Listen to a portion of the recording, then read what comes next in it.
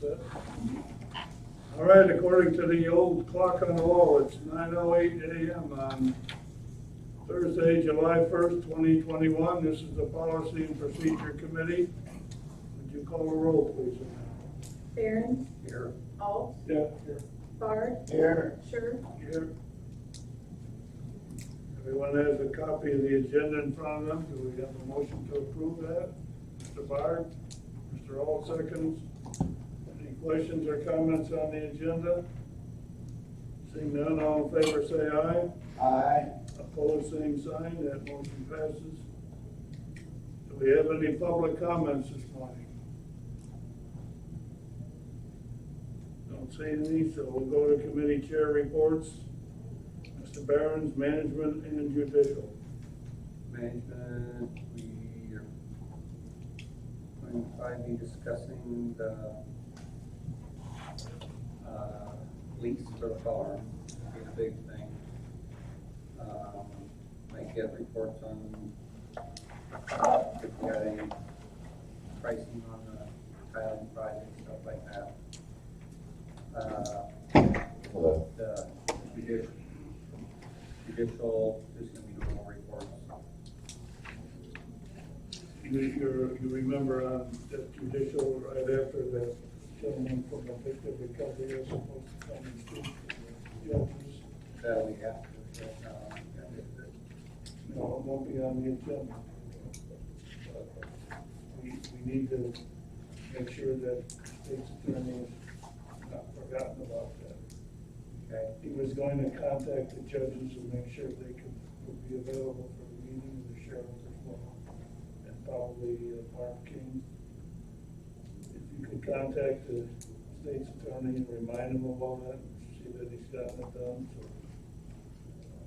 everything goes smoothly. I think they were gonna come around 3:30 or so, 3:15. Mr. Bard. Well, the respective department heads will make their reports. Mr. Yergler has tabled the building permit discussion until next month. And hopefully we'll start getting into the homestead discussion. Good. Mr. Alt, Finance and Highway. Finance, I have no idea. Our chairman isn't here this morning. I haven't heard from him. Transportation, Bill and I visited. There is nothing much to discuss unless he found something else since we talked. And we are considering moving back to our normal place of holding the meeting at Highway Building. Maybe you'd want some input about that before we decide our next meeting, so returning there. And that's not all we have, unless you'll have something else he wants to add. He left. Yeah, no, he's out on the phone. No. Okay. Go on to chairman comments. To your point about moving back out there to the highway, we are supposedly at the end of the COVID restrictions. And I think that probably after this meeting today, we may reorganize this room so that we may get back to a situation more like what we had before. I guess there is one line in the ointment that I guess we may need some clarification on. The governor put out a proclamation last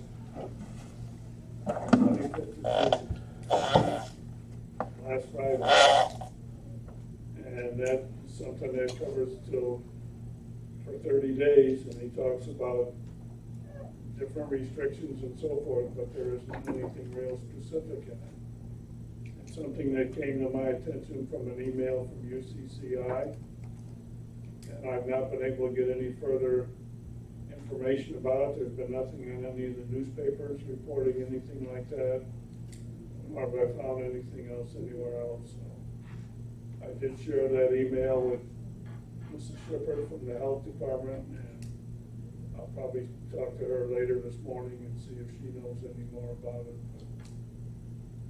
But other than that, or aside from that, why we should be able to move back to what we were doing here before. Are you If you want to go suggesting? back to the highway department, you can do that. If you want to stay here, that's up to you. It's up to us then, you're suggesting we stay here though? No, it's up to you. I think You we'd wanna like to go, move it's up back to to our you. quarters, all right? It's, I mean, it's a lot easier when I end up having to go find something, pull something to do it. It's also up to you if you desire that you want everybody at the meeting to wear a mask. I've been to places just this week where I was required to wear a mask. So that option is still in play. And again, that would be up to your committee if you want to. I think Joel will agree with me, I'd just soon move back. Yeah, Yeah, next Friday we'll have it at our normal spot. Might as well at least advise our committee that's where we'll be. There are still people in this county that are contracting the virus. Last week, another person died. Mr. Stacy can give us more information on that if we desire it, but And I think, it hasn't disappeared. well, I don't think it ever will, neither did the flu. No, I understand, I'm just Yeah. reiterating the facts, that's all. And that you have the option, to hold your meeting here and have people spread out like we are here. You have the option to meet out there like you did before, you can do that with masks or without, but that's up to you. Well, we have very few attendees other than the committee. I don't see a reason why we shouldn't just have it where we feel more comfortable. Some of them might depend upon whether or not everybody's been vaccinated and whether or not anybody is carrying the disease. You suggesting we No, have a call and find out if they're vaccinated before we I'm change not it? suggesting anything, that's up to your committees and you to decide. Why, am I gonna be held responsible for everybody that gets No. sick after the meeting or what? Yes. I mean, the facts are the facts, that, there was not, and this wasn't the person that passed away last week in this county, but before that, there was a lady that passed away unnecessarily. She was 54 years old, apparently in good health, but got the disease, and within 24 hours, I think it was, she was gone. Other people have gotten the disease and hardly ever stay at it, so. It's not up to me to say yea or nay, I'm just telling you what your options are. Well, That's why you've got the broad shoulders, Charlie. oh, yeah, right. Take on the whole pandemic, or you said. Other than that, I also wanted to make the committee aware that on the 17th of June, I attended a meeting over in Rensselaer for the Iroquois River Conservancy District. And they're obviously continuing with their normal procedures and so forth. They did have their longtime secretary treasurer, Terry Leahy, that passed away recently, so they've got a new person to take that position. And I don't know why this never came up before over there, that's their problem, whatever, but they discovered or decided that part of their Iroquois River watershed in Indiana includes parts of Benton County. So now they're gonna go to Benton County and get them signed up so they can get some money from them to help fund their operations.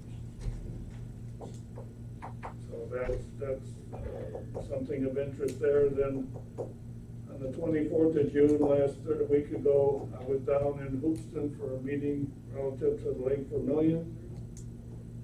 Part of that watershed includes the southeast corner of Iroquois County, and that was the main reason I went down there, but there's been a big study completed where they're trying to ascertain all of the ins and outs of what happens in that watershed. Lake Vermilion is filling up with sediment, and something is gonna need to be done. The statistics that they gave are staggering, is the amount of sediment that goes into that lake every year, as well as the chemicals that go in there. And the study that was completed was very comprehensive and identified most of the areas where these chemicals are, or where the sediments are, where the bigger part of the problem exists. And I thought it was very interesting. I guess, you could even say that you might hope one day something of that type might happen in this county, where we might understand better all the loss of sediment and all the loss of farm chemicals that go into our waterways. I don't know exactly what all is gonna come out of it down there, but it's something for us to keep our eye on. Just thought I'd pass that along for information. That's the extent of my comments. Mr. Stacy, would you like to give us your report? Sir. In review, the past month, on the 3rd of June, had LAPC meeting. It was our first meeting in over a year, so it was good to reconvene. I attended the Milford Festival. In the past, before the pandemic, I like to attend a couple of small festivals to hand out brochures, just let people know what EMA is doing, specifically our mass notification system, so on and so forth.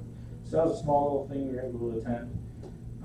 Also attended the Iroquois County Amateur Radio Club's participation in the International Field Day, or AM Field Day. One day a year, the Amateur Radio Club participates in an international competition called Ham Field Day, where they make as many contacts around the world as they can in a weekend. So amateur radio operators are backup to the backup to the backup. When none of our normal communications will work, the amateur radio operators will be able to get messages out. So that was good to participate with them. Let's see, we had a tornado on the 25th of June. National Weather Service later confirmed it to be an EF1 tornado. It touched down just outside of Danforth. Not too much damage. No homes were destroyed. No buildings were destroyed, to the best of my knowledge, except for a corn bin. Took some siding off a garage. There was some tree damage. Ultimately, we got lucky. Hosted a training exercise plan workshop on the 29th of June. It's a required meeting that I need to host every couple of years, where I invite my community partners and we talk about what trainings and exercises we think we need to have over the course of the next 4 years to further our capabilities and FEMA's 32 core capabilities of emergency management. So, did that. Like I said, something I'm required to do. The EOP, the County Emergency Operations Plan, has been approved. They had to go through multiple rounds of revisions, but it's been approved now. We've been working on a tabletop exercise for the local emergency planning committee. Pending, we haven't picked a date yet. We're working on a scenario right now. Put that right here. Been catching up on grant work that the state has allowed me to fall behind on in the past year due to the pandemic, so we're working on that. Working on the hazard mitigation plan. Hopefully we'll be having a public meeting within the next month. Public meetings are a required part of the process for a hazard mitigation plan. Over the past couple of weeks, had to issue numerous public warnings, whether it's using warning sirens and the mass notification system, IVAReach. Those have actually been proven very effective, so very happy with that product. Yeah, that's what I've been up to. Looking in the next month. In good weather, EMA is going to ride in a couple different parades on Saturday. We're going to have a booth out at Fair. That's our major chance every year to interact with the public directly and let them know what we can do, what we are doing for the public, and how we can best interact with the public, such as our mass notification system. We also provide event-specific support for the fair. It's a very vulnerable location to storms, so we work with the people that run the fair and let them know what's coming. It helps them make their best decisions. We had an LAPC meeting on the 5th of August. I'm hosting a couple more hyper reach trainings for emergency response agencies this month. I hosted 4 over the past month and got a few different fire departments trained. Just 3, excuse me. So I got 2 more scheduled for this month. Flooding, I'm sure everybody's noticed we've gotten a lot of rain. Sugar Creek fell below flood stage overnight. Flood stage for Sugar Creek at Milford is 18 feet, so it's now 17 point something. Iroquois River is currently in minor flood stage at 20.87 feet. It's expected to crest at 21.5 feet tonight and then start falling down. It has stopped raining. I do not expect any residential flooding at this time. Before all said and done, I know we've had some flooded roads. We may get a couple more flooded roads as water moves north, but I'm not expecting any residential or business district flooding at this time, thankfully. That's what I have. Does anybody have any questions? Where is it that the Iroquois River is in flood stage? At the village of Iroquois. It's the only place? That's where the gauge is that indicates the water level. Issues, and that's the reading that I'm taking, that I got this morning. The Iroquois River gauge near Chevance, it's actually near Sugar Island. Just north of the Iroquois County border. That is not in flood stage yet. Nor is it expected to go into flood stage.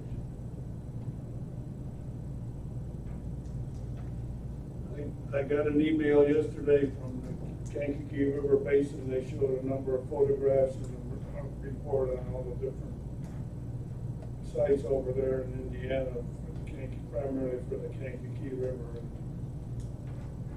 other than some log jams that they're expecting to happen as a result of all this, I think everything is okay over there also. Last weekend, we were expecting a large amount of rain between Friday and Monday, and we got a large amount of rain. But a couple areas with one storm got 5 inches of rain at once, specifically between Danforth, Ashcombe, and the Rab. If that rain would have fell in southern Iroquois County or eastern Iroquois County and fallen into the Iroquois River watershed before the confluence of Sugar Creek and Iroquois River at Watsika, we would have had a bigger problem. Okay, any other questions for Mr. Stacy? If not, we'll move on. Next item has to do with the redistricting. As you all know, at the last board meeting, there were a number of motions made which pretty much completely dismantled everything that we did in the committee. It makes me very happy to see that. That's helping and undermines the work of the committee when those kind of things happen. To me, I think the committee knows more about these things than others do, but I guess that isn't always the way things turn out. In any case, it's been brought to my attention that one of the things that we're going to need to do is to take the things that are decided by the committee and put them all together and pass an ordinance. We did not do that at the last meeting. We made a number of changes, but we never took a vote on putting everything together as an ordinance. And that's something that needs to be done.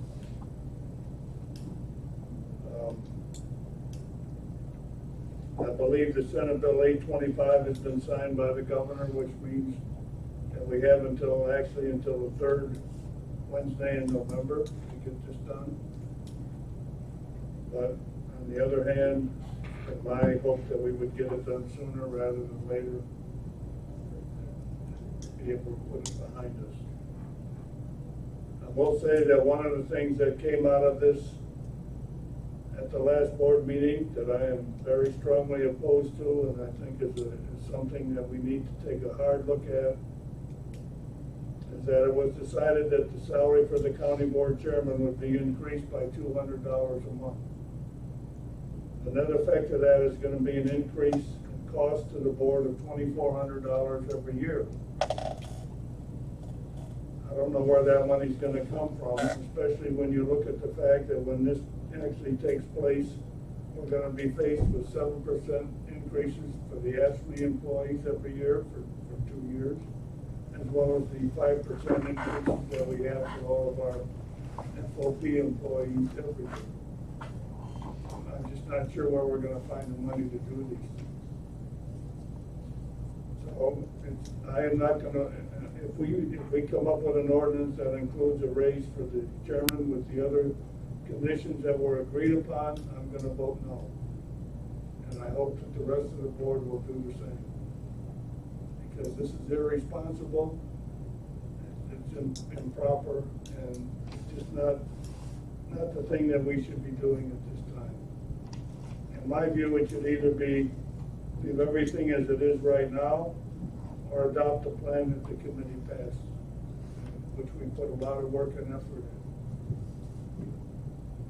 That's my feeling about it, and I think that what we should be doing this morning is discussing all that and coming to some decision on what we want done at the next board meeting. So I'm all ears, waiting to see what anybody has to say.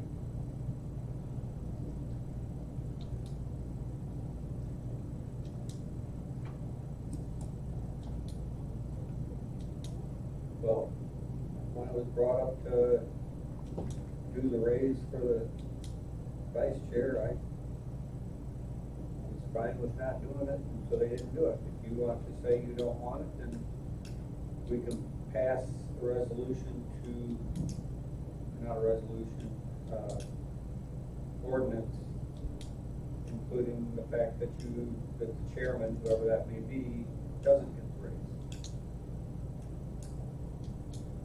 That's what I just said, we can do Right. that, or we can adopt a plan that the committee approved.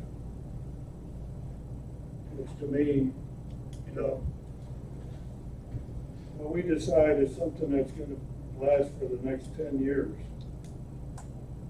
And right now, when you look at many of the other counties around us, we're behind. Do we wanna get further behind? Do we wanna make it, I don't know, like we're more out of tune, whatever? I just don't understand some of the objections that were made at the last meeting. Things like,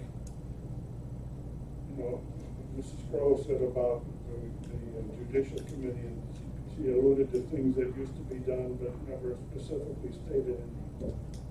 Has she ever come to you and said, let's do something or other? And that, to me, this is meaningless. I'm trying to be frank when I say these things, but I think it's something that we need to take under consideration. It's just, we have one board member that has attended 0 committee meetings since this board was organized, and he's attended 1 board meeting. He's not doing his job. And in my opinion, he should either resign or man up and start participating. We have other board members who, for various reasons, don't make the meetings either. It seems like that almost every meeting we're operating with 15 or 16 or 17 board members. And I think a lot of it is due to the fact that people say, well, I could go golfing or fishing, or I could go to the committee meeting or the board meeting, but they got enough people there. It's like here this morning, I don't know why 3 members aren't there on this committee, but to me, it may get down to how much of a priority people put on coming here. I think that was one of the hopes that we had by reducing the number of board members, that it would motivate people to come to the meetings and to participate more actively. I think we also need to look at the fact that there's a good likelihood that when the election occurs next year, there's going to be a number of board members that will not be, right now, that will not be running for office again. So So we're gonna have to find, if you're gonna have 20 board members, you're gonna need, a lot of people are gonna have to step up to the plate if we're gonna have 20 board members here. I can count 4 or 5 or 6 board members that may not want to get. That's pretty significant, really, when you stop and think about it.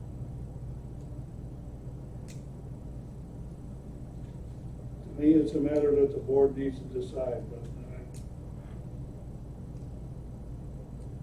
I don't know. I've been the chairman for 4.5 years now. I think I know better than anyone else what it takes to run this board.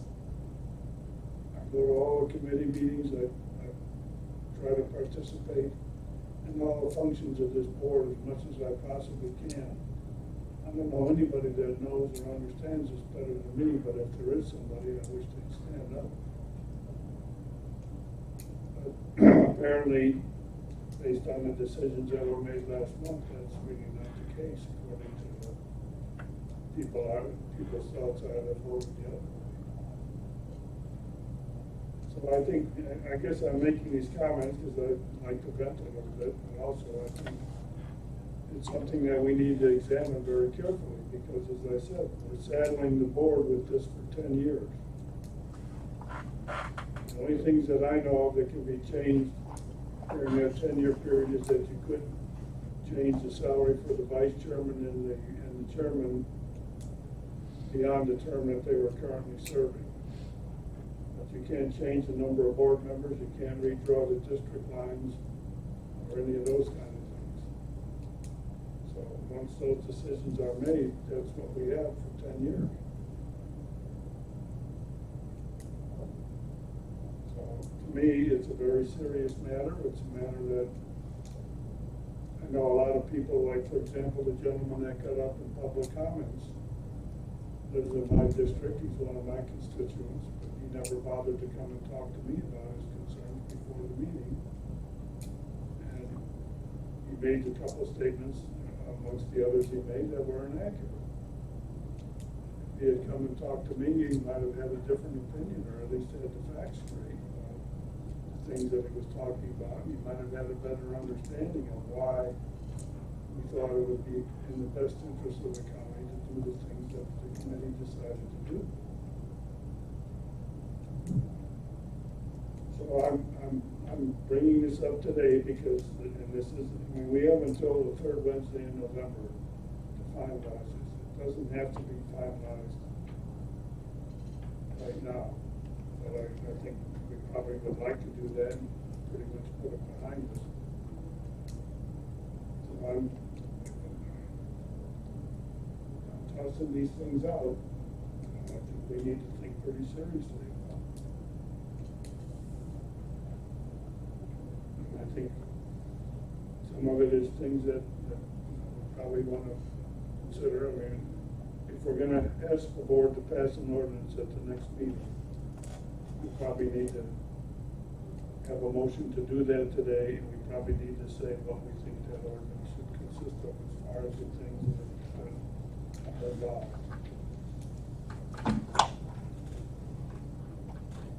Does that make sense?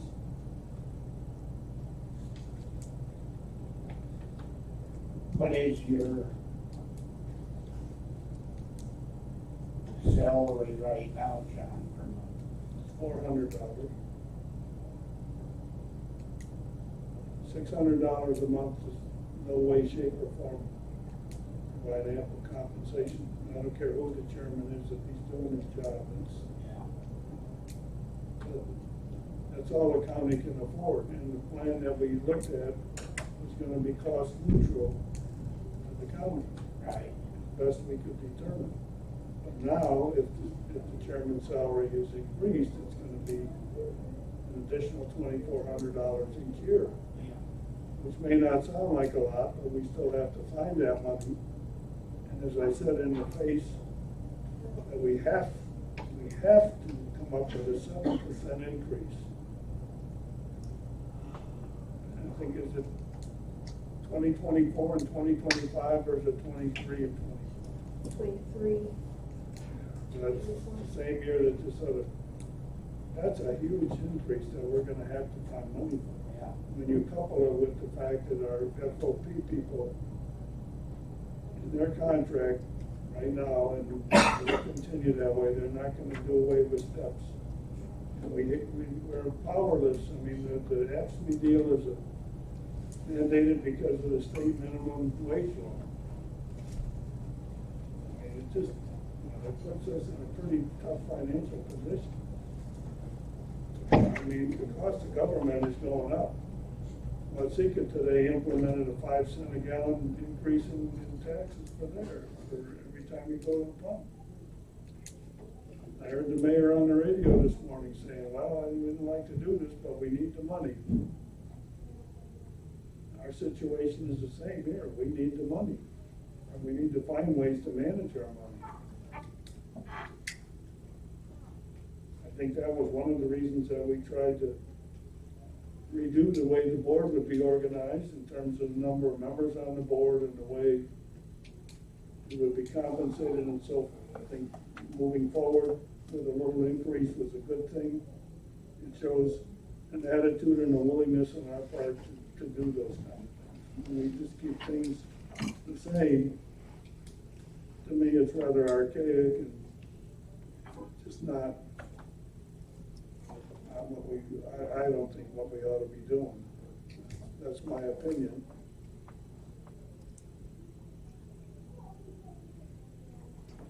I don't know, you know, to answer your question more specifically, Roger, I have no idea what would be a fair amount of compensation for the chairman of this board. I know Mike Grubel has said that Andy Wheeler gets $60,000 a year. That's right, but the Ford County chairman, by the same token, gets $7,500 a year, which is $625 a month. Yeah. You can go down the list of all the other counties that we looked at when we were looking at this project, and you'll see there's no rhyme or reason. I mean, there's some counties that compensated their chairman a lot more, and their board members a lot more, some are less. Ford County, for example's vice chairman gets zero. So the chairman gets more than our chairman does, but the vice chairman gets nothing. So, I mean, you know, there probably isn't any, what I'm saying, there isn't really any rhyme or reason for that part of it. I was surprised that I got more for being vice chairman, so I mean, Well, to me, it's a recognition of the responsibility. The vice chairman has a lot of responsibilities, and you'll see some of them in when we get into our policy and procedure manual. There's things that the vice chairman has to do if the chairman isn't able to be there to do them. Yeah. For example, when the weather is bad, if the chairman is off in Mexico on a nice holiday and we have a huge snowstorm here, then the vice chairman has to decide if the county administrative center and facilities will close down. And that's a decision that isn't taken lightly. It isn't just, oh yeah, we'll close down. Yeah. So, I mean, I think compensation for the vice chairman is merited. I'm not opposed to that at all. What I do think is that what we're talking about should be kept at a cost neutral to the county. I don't think we should be asking for it to cost the county more money right now. That was one of the main things by restructuring that we were able to accomplish, I think. Charlie? I think you're leaving out one point, the fact that nothing to our doing, I don't believe, that we're losing population in the county rapidly, far too rapidly, and we're putting a bigger burden on the people who are left if we go to a higher cost. Your idea of, I call Plan A that the committee came up with, does keep everything down as much as we possibly can. Whereas otherwise you're gonna go up with everything. And I think it should be brought to a vote, either accept Plan A or Plan B, either the committee plan or what we've done in the past. And give everybody on the board the chance to to speak what they feel before we take the vote, the next meeting. I agree with you that we should give everybody on the board a chance to speak. I guess the main concern I have with that is that whenever the board goes against any decision that the committee makes, they're undermining the efforts and work of that committee. That's why we have committees, is so that the committees I don't think we can demand them to speak, but they should be told that they can now talk if they want to. Okay, but I mean, I'm just saying that Yeah. there's, and like everything else, there's more than one side of the coin. Right. To your point about losing the population, another thing that can be cited as a reason why we don't need so many board members is that today, much differently than 10 years ago and 10 years before that, today we have email and electronic media, we have cell phones, much more widespread than before. We have this technology where it's very easy to contact somebody by various means. So, you know, it's not like in the old days when you went to the coffee shop or the hardware store or wherever the local meeting was, fire station, and that's how you got in contact with your county board representative. It doesn't have to be that way anymore. In fact, in most cases, I don't believe it is. So that, again, is another reason I think that. I definitely think you're right. There's more communications possibilities than ever with your board member or with the county board itself. And we don't hear from people. How many, doesn't make any difference how many committee or how many board members you have, you don't hear from the public.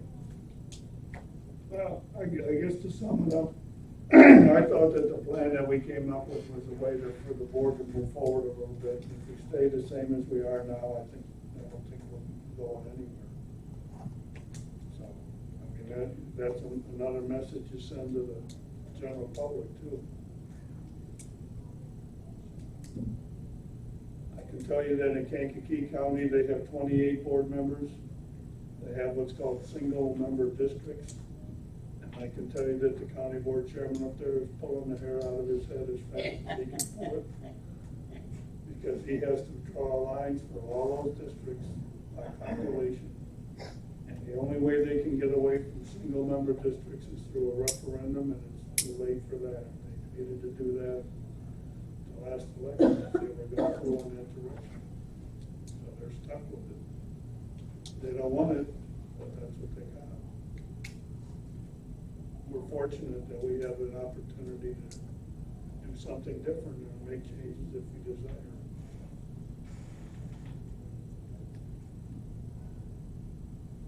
So anyway, I guess we hashed it out enough. I've said my 2 cents worth.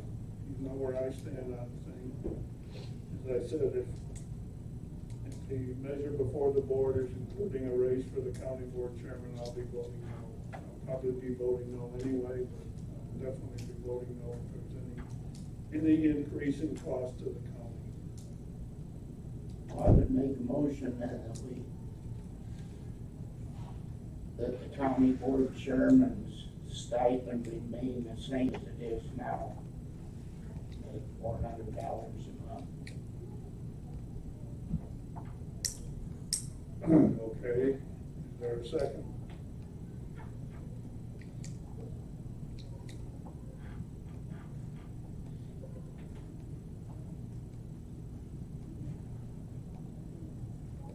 I'll second it, so it can be brought up for discussion at the full board meeting. All right, would you call the roll, Amanda? Behrens, Yes? Alt, No, Barr, Yes. Sure, No.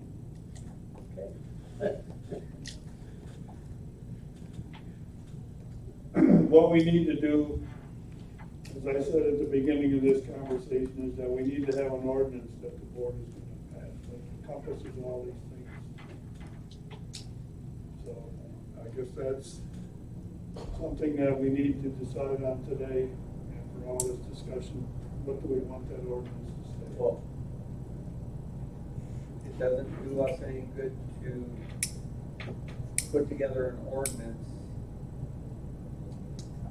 that, when the details aren't hashed out, you're not gonna support one with what's current, the board won't support what we sent to them, so at this point, it's kind of premature to try to do an ordinance if we got time to do it.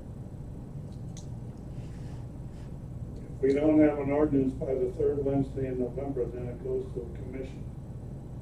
And I know I don't want that. We're gonna have to resolve this problem one way or the other. Okay. My feeling is that we should resolve it now. We're not gonna resolve it any differently in September, October, or whenever. I don't know. Maybe it has to go back and be totally rethought. Well, we've had a month to think about the results of what happened at the last board meeting. We will have one at the next one. I've pretty well made my views known on the thing. Seems to me that when this was discussed in the committee here, we all had an opportunity to talk about it, and I think we did. I was a little bit puzzled why some members of this committee changed their mind and voted differently at the board meeting. Be that as it may, I guess everybody has the right to do that, but it changes the direction of things and those kinds of things happen.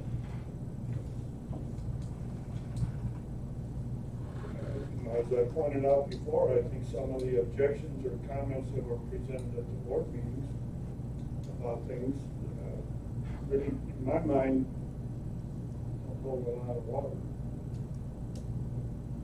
But I think there are people that, maybe some people are resistant to change by nature. I'm probably one of those, but I think there's times when I can see where change is in the best interest of something, and I'm for it.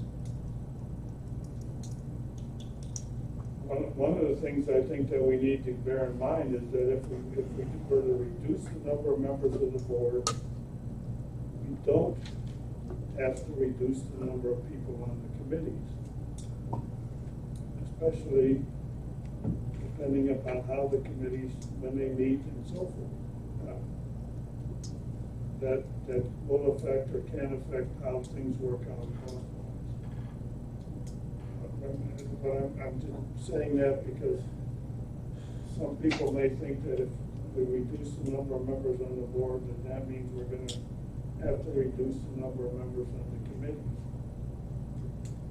I think the two can go together, but they're not, one is not dependent on the other. We can stay with 20 members on the board and still reduce the number of people on the committees. Which would be a cost savings. Which would be a cost savings, that's correct. Charlie? If you combine a committee or two together, there's a That was- possibility of Right, saving. and that was part of what we talked about. We talked about, for example, combining the IT committee and the finance committee.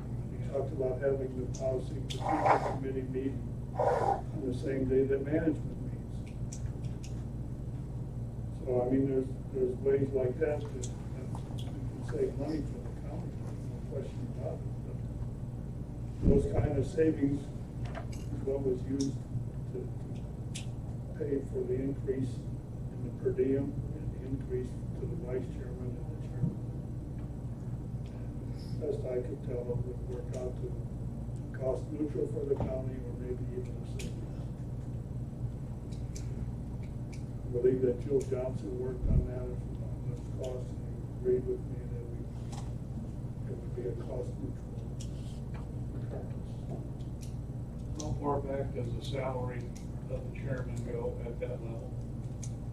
I had a feeling it was higher back at one time. I know the board members, when I started, was getting $100 a meeting. It went to 50 as a measure to defray other costs we have coming in. Then it wound up going to 25, now back to 45. We're trying to economic issues as well. As you said, there's another one right there. It was a lot higher at one time, with more members actually. And to your point, I think that when you increase even though the increase may not be where we think it might be or could be, at least it's an indication that we want to move in that direction. So I think it sends a message as opposed to staying where we are. At least the message is Mrs. Crowe even admitted at the last board meeting that it was $50 10 years ago. You're more ancient than she is, so I don't know. I do. Well, you said it was 100. Was. I'm not disputing it, I'm just saying that she said it was 50, back 10 years ago. I'm not saying that board members should get rich attending board meetings. It's something they take on as another duty besides how they're living. That's not the point, but Yeah. we know that the cost of everything goes up. Yeah. We know that everything else gets increased, why shouldn't this get increased? Even though it's a token amount, at least. Token amounts can go up too.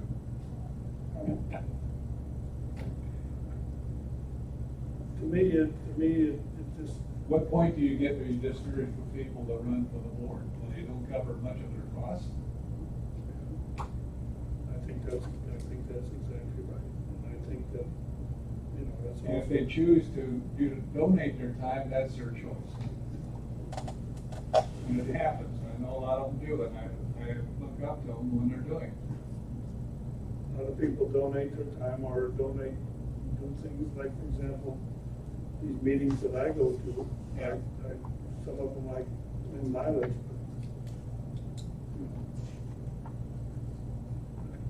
I'm donating my time. Most of these meetings, by the time you include your travel to and forth and so forth, it's probably 4 hours.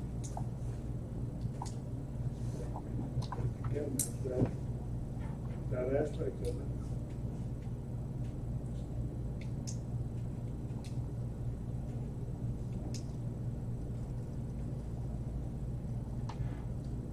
I guess we don't necessarily have to do an ordinance this morning. I can get one put together and we can put it on the agenda for the board meeting as a separate item.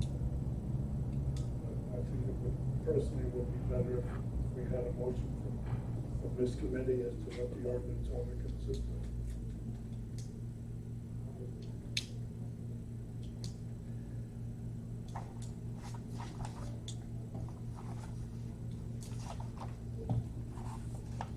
As I said before, if that ordinance includes an increase in cost to the county, then I'll vote no.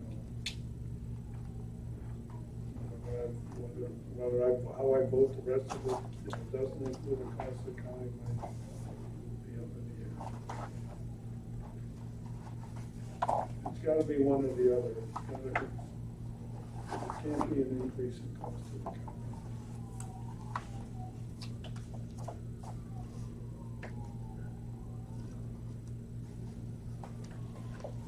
But he said something about one or another, we only talk at 2 different plans.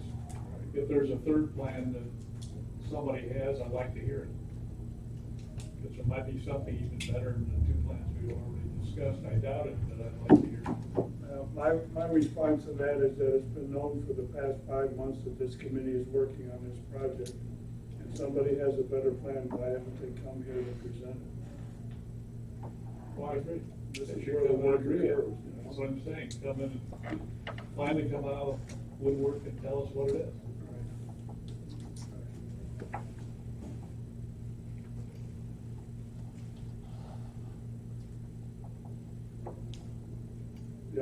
The only thing that came out of the last meeting was from the motions made that people wanted to keep things the same. They didn't want to make any changes.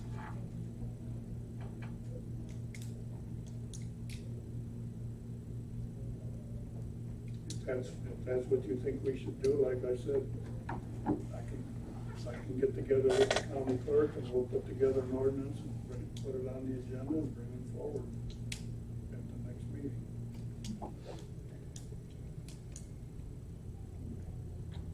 Is that what you want to do?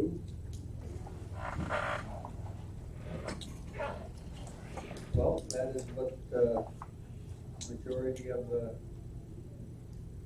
members present at the last meeting decided, other than your salary, and you don't want the increase because of the cost to the county, but you don't wanna cut it because you think the chairman should get it, so. I think the per diem to the board members should be increased, and the vice chairman too. I think that was part of the plan that we put together. I thought that all made a lot of sense. But the members decided that they didn't want that, and that per diem is to them. So if they decided freely that they're fine with what it is. I guess my main objection to the increase in the chairman's salary has to do with the fact that it's increasing the cost of the county, and we have these other increases that we're gonna be confronted with at the same time. And we don't know where we're gonna get the money to handle all of it. By adjusting the committees, that $200 a month could be taken care of pretty quickly, I would think, by combining days and that the committees meet, and by lowering the members on some of the committees. I agree with you, that's a possibility, but when that was presented, it was objected to also.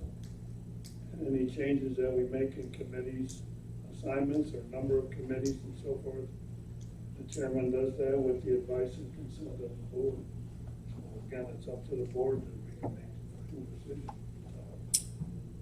I don't think we can sit here today and say that, for example, reducing the judicial committee to 5 is going to be approved.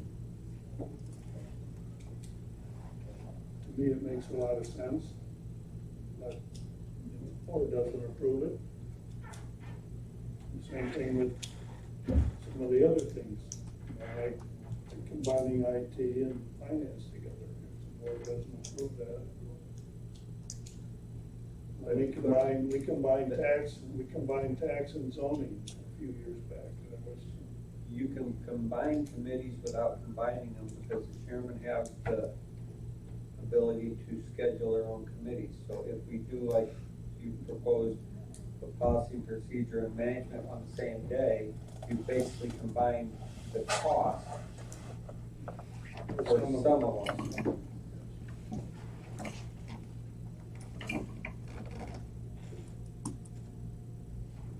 So if we hammer out an ordinance today, could we say that there would be 4 members from each district and the district boundaries remain the same? That's what we presented to the board last month. Okay. So we can't change that part of it then? We can present the same thing back to the board again if we want to. The board didn't send it back to the committee, but the reason it's back here is because we have to pass an ordinance, and we didn't do that yet. Yeah. Okay.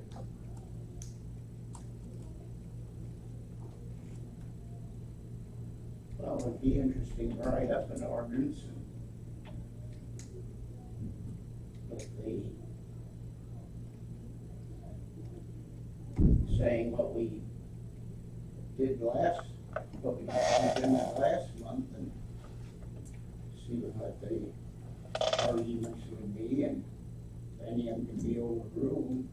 We can draw up 2 ordinances, one, as Charlie said, Plan A, and one with Plan B, and let them hash it out. I don't know how long I can stand at the podium while they're doing that, but I guess I can come over here and sit down. That might take a while. If that's what you'd like to do, that's fine with me.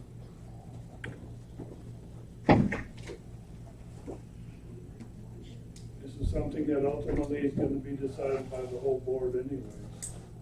Yeah. I don't see how we can look at it otherwise. My only point that I made before, which I think is not only concerned here, but for other committees, that when you study something and work hard on it, put a lot of effort into it, and then it's changed dramatically at the board meeting, it kind of undermines all your work and makes you wonder what's the point of it. That's neither here nor there. It doesn't change the fact that it's up to the board to decide what we're gonna do. We know that going in, so. Okay? So if you wanna make a motion to draw up an ordinance with Plan A and an ordinance with Plan B, and present them both to the board to decide on, I think that's one way to do it.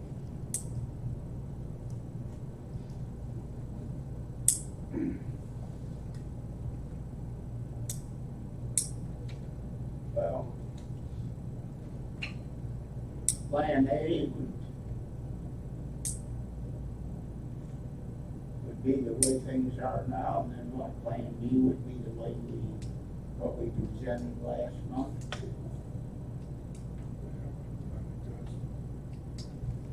That's the way I see it, because as I said, I don't think leaving it with the chairman salary, I'm not gonna be the chairman forever, you know, I don't know when I won't be the chairman anymore, I can't predict that right now, I haven't made my mind up what I'm gonna be doing.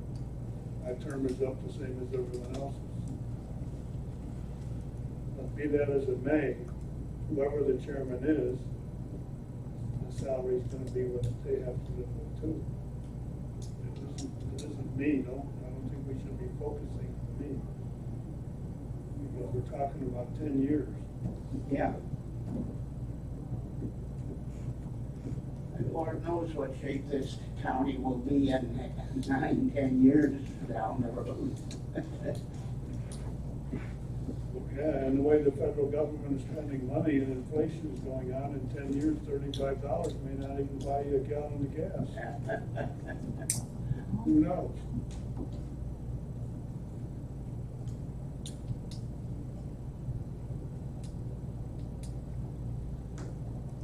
What do you think, Charlie? Should we present Plan A and Plan B to the I the board? suggested that earlier.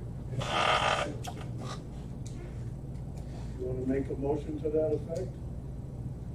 I will. Plan A being what we run, like you said in the past, same perimeters. Plan B would be reducing the board members to 16 rather than 20, maintaining the same districts if that's okay with the state. And raising the salaries for chairman and vice chairman as we suggested.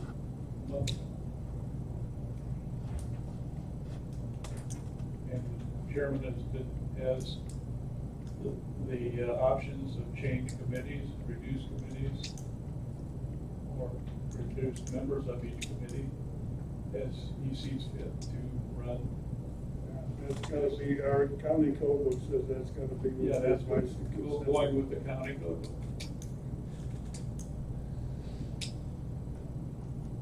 Does that motion make sense to the county clerk?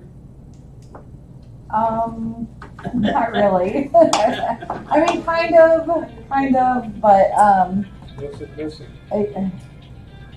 I guess the way I think that it needs to be presented, I think you need to present a Plan A or a Plan B exactly how you guys left it at the board meeting last month, with the board being 20 members, with the districts the same, with the chairman's salary increasing, with the vice chairman's salary staying the same, and the salary going to $35, whatever those last motions were made.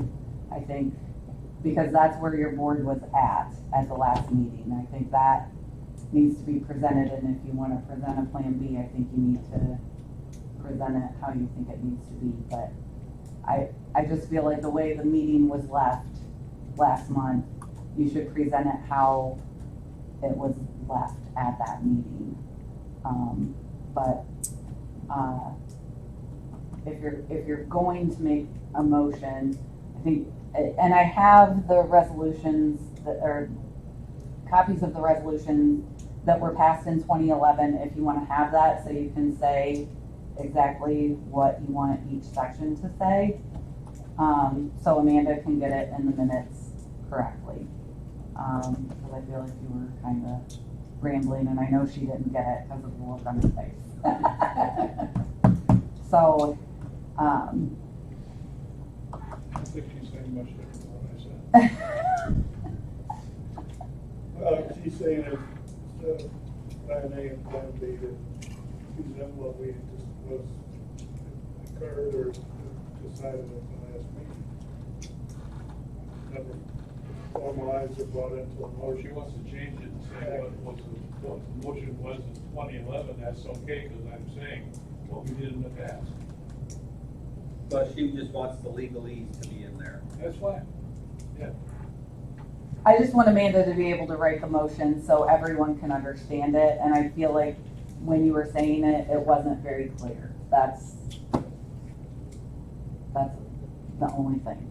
She and I were looking at each other because we weren't getting the entire motion. I wasn't privy to what was happening in 2011, even though I sat here, I don't remember it. Well, like I said, I have copies if you want to, like, say what your plan A, plan B would It should be be, in writing what each plan. so you have that. No question about that. I'll agree with that. That has to be in writing in both plans, or else you don't really have anything. Right, I think, I agree with that. We're talking about that we should be presenting. You can label that one plan. This is the way we've been operating for the last 10 years. There you are.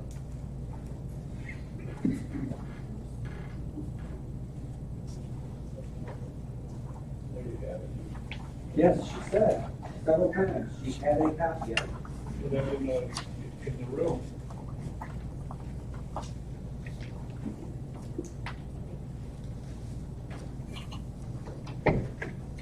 Anybody else want copies?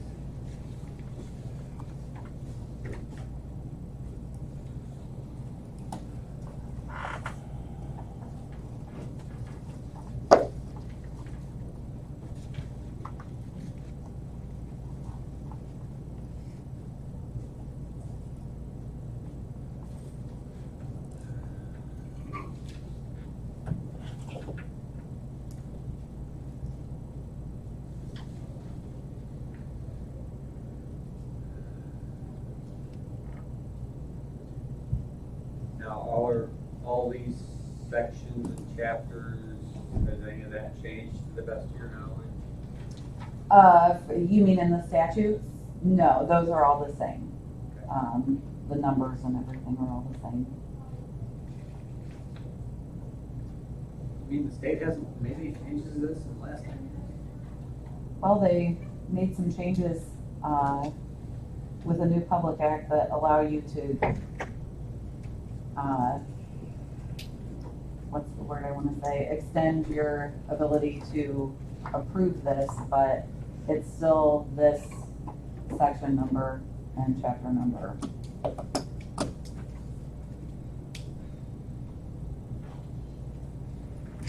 What do you want to call it, plan A or plan B? Everything in here is what was decided at the last board meeting, with the exception of the salary for the chairman. This says the salary was $400 a month. At the last meeting, it was left at $600.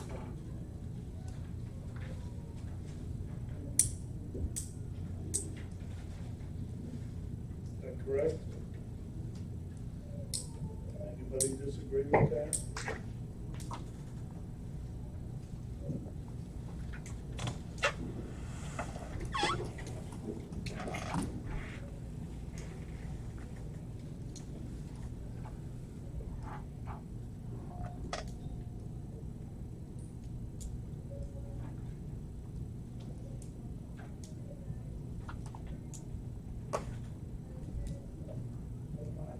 So if we're gonna present what was decided at the last meeting, then this is the only change to this would be the salary for the chairman.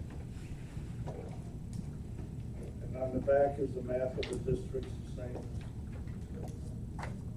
same map that we're talking about. All that's the same.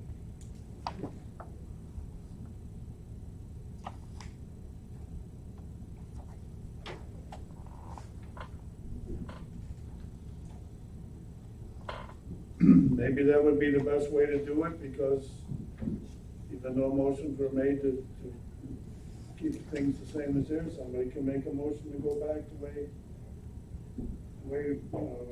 the way that the committee decided. We can make a motion to go back and change the per diem to $50, and we'll vote on that. If the vote comes out the same, then it stays. Some people may want to change their mind and vote different. I wouldn't be surprised if what's happened before. If people vote one way in the committee and a different way at the board meeting, they can vote differently from one board meeting to the next.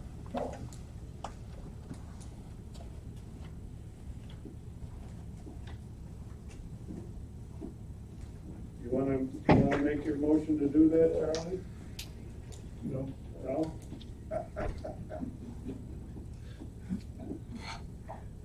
Well, we need to do something. They could do an amendment to that one plan I had from last year, to put their voted on plan of the last meeting, which would just change two figures, without discussing where they're gonna get the extra money from.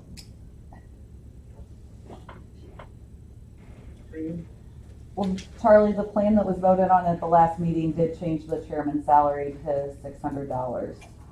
It wasn't the exact plan that you're looking at. And it was similar, I mean, it was almost identical, but the chairman's salary was Yeah, that's what I increased. say, they could amend it to go to the new salaries that they had voted on in the last meeting. Right, so you're saying present it this way and then amend it to the salaries, or why not present it to how you guys left it at the last meeting? They could amend it to go back to the one approved at the last meeting. And that would be what we're talking about. I guess I'm just confused with why you would want to amend it. The salary difference between. Right, but I'm confused as to why you would want to present something that the board already has changed and it hasn't been presented to them in an ordinance form as that. So why present something that wasn't like voted on, like present it how you guys left it, and then amend it if you feel like it needs to be amended? I don't see any difference other than they have to explain where they're gonna come up with. I guess it's one less motion in a meeting. She's trying to get away from having to call the roll. Yeah. I think you'd have to call the roll more times. It all depends on what goes on at the meeting. I guess, Brandon, so are you suggesting just do one plan? Or do you think it'd be okay to do the plan that was approved and then an alternative? That makes no difference to me, but I truly feel like you guys should present a plan that was left at the last meeting, where the salary, or the county board members were back up to 20. The salary for the chairman was upped to 600, vice chairman stayed the same, and the per diem for the board members stayed 35. I think that's where the board left it, and I think that's what should be presented at some point in time with something else. If the committee feels like something else has to be, that is neither here nor there to me, but I feel like the board needs to have an ordinance presented that was how you guys left it last month. Just an opinion, I guess. If we're to use this, then we have to change some of the things in the whereas sections too, because that refers back to when there were 25 members on the board, 5 districts. Right, yes. There will be some things that have to change in it, but I guess where I'm looking for, if you're gonna make a motion to approve an ordinance, I'm looking at the section areas in the now therefore be it resolved. If you wanna specify which section you wanna change in a motion, then we can change those things, such as if you wanna change the members, if you wanna change the per diem, if you wanna change the chairman's salary, the vice chairman's salary. Those are the areas that Amanda would need to specifically know what you're what you're going to change.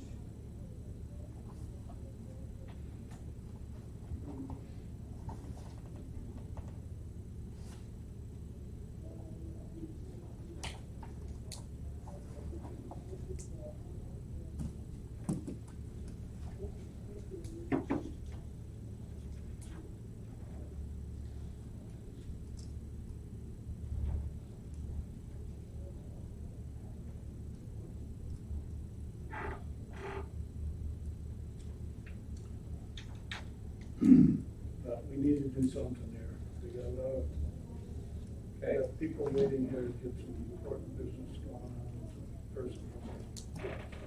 I move that we write an ordinance that mirrors the 2011 ordinance, with the exceptions being that the dates be updated, any whereases that are inappropriate be corrected, and in the therefores, the section 3 be changed to $600 a month for the chairman, and with the dates all being corrected to reflect the vote of the board at the last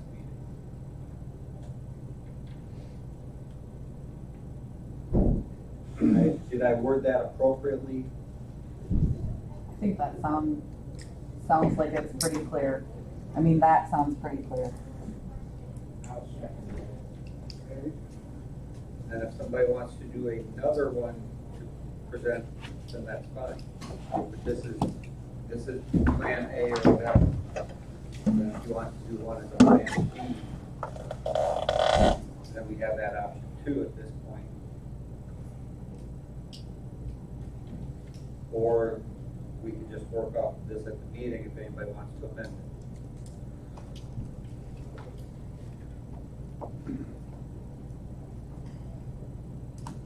Okay, any other comments or discussion? Would you call the roll on that? Behrens, Yes. Alt, No. Barr, Yes. Sure, Yes.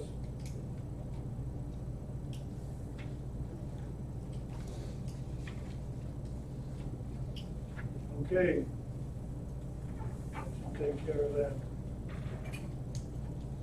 We'll move on for an update on the sexual harassment training. Currently, we're at 82% completion. I emailed last week out to all the department heads and county board members the list of persons that still need to complete it. Again, more than welcome to do it online. Everybody is already set up. They can utilize our computers or their own. We can also do an in-person training session. Whatever we need to do to get those last few people done. But 82% is not bad. There still are some key people that need to do that, to get that number up where it needs to be. Yeah. All right, I apologize for keeping you gentlemen waiting so long this morning. I hope you appreciate our commitment to try and hash things out as best we can. We'll move on to reviewing the county's personnel policy manual. Everybody have a copy of it with them? We'll start out on the first page.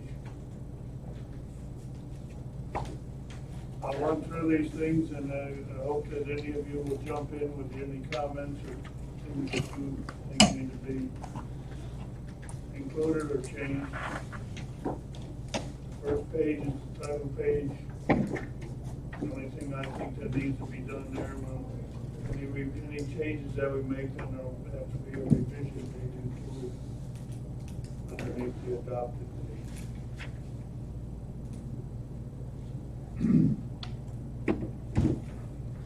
On page 2,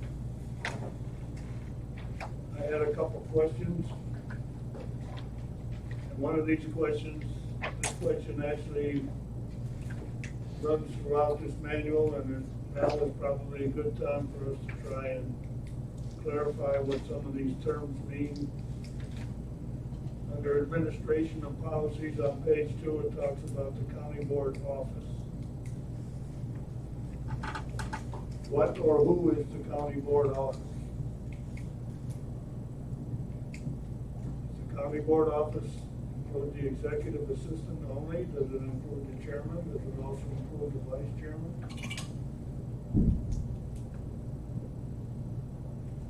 I think that's something that, as you go through this, there's places where it talks about the administrative assistant doing things, it talks about the county board office doing things. I think there needs to be some clarification to what the county board office consists of.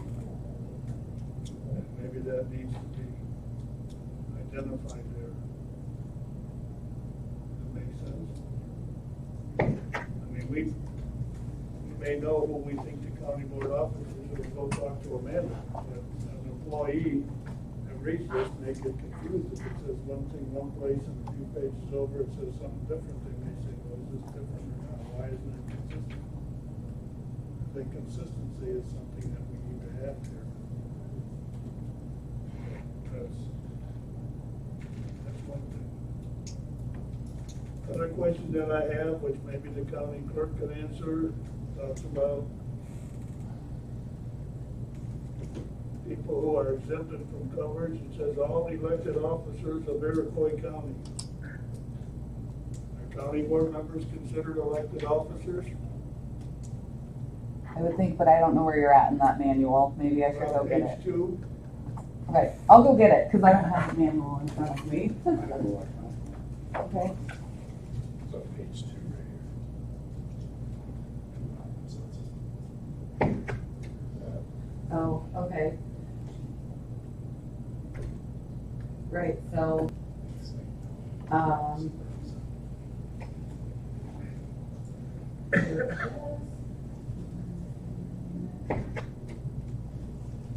I don't know. I don't know when this was, drawn up, who, It was drawn up in right, 2013. but I don't know at that time who was considered elected officers.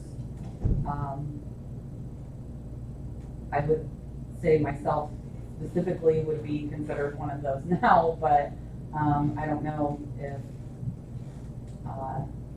county board members were specified as that. I would guess that you would be because you guys are elected, but I do not know.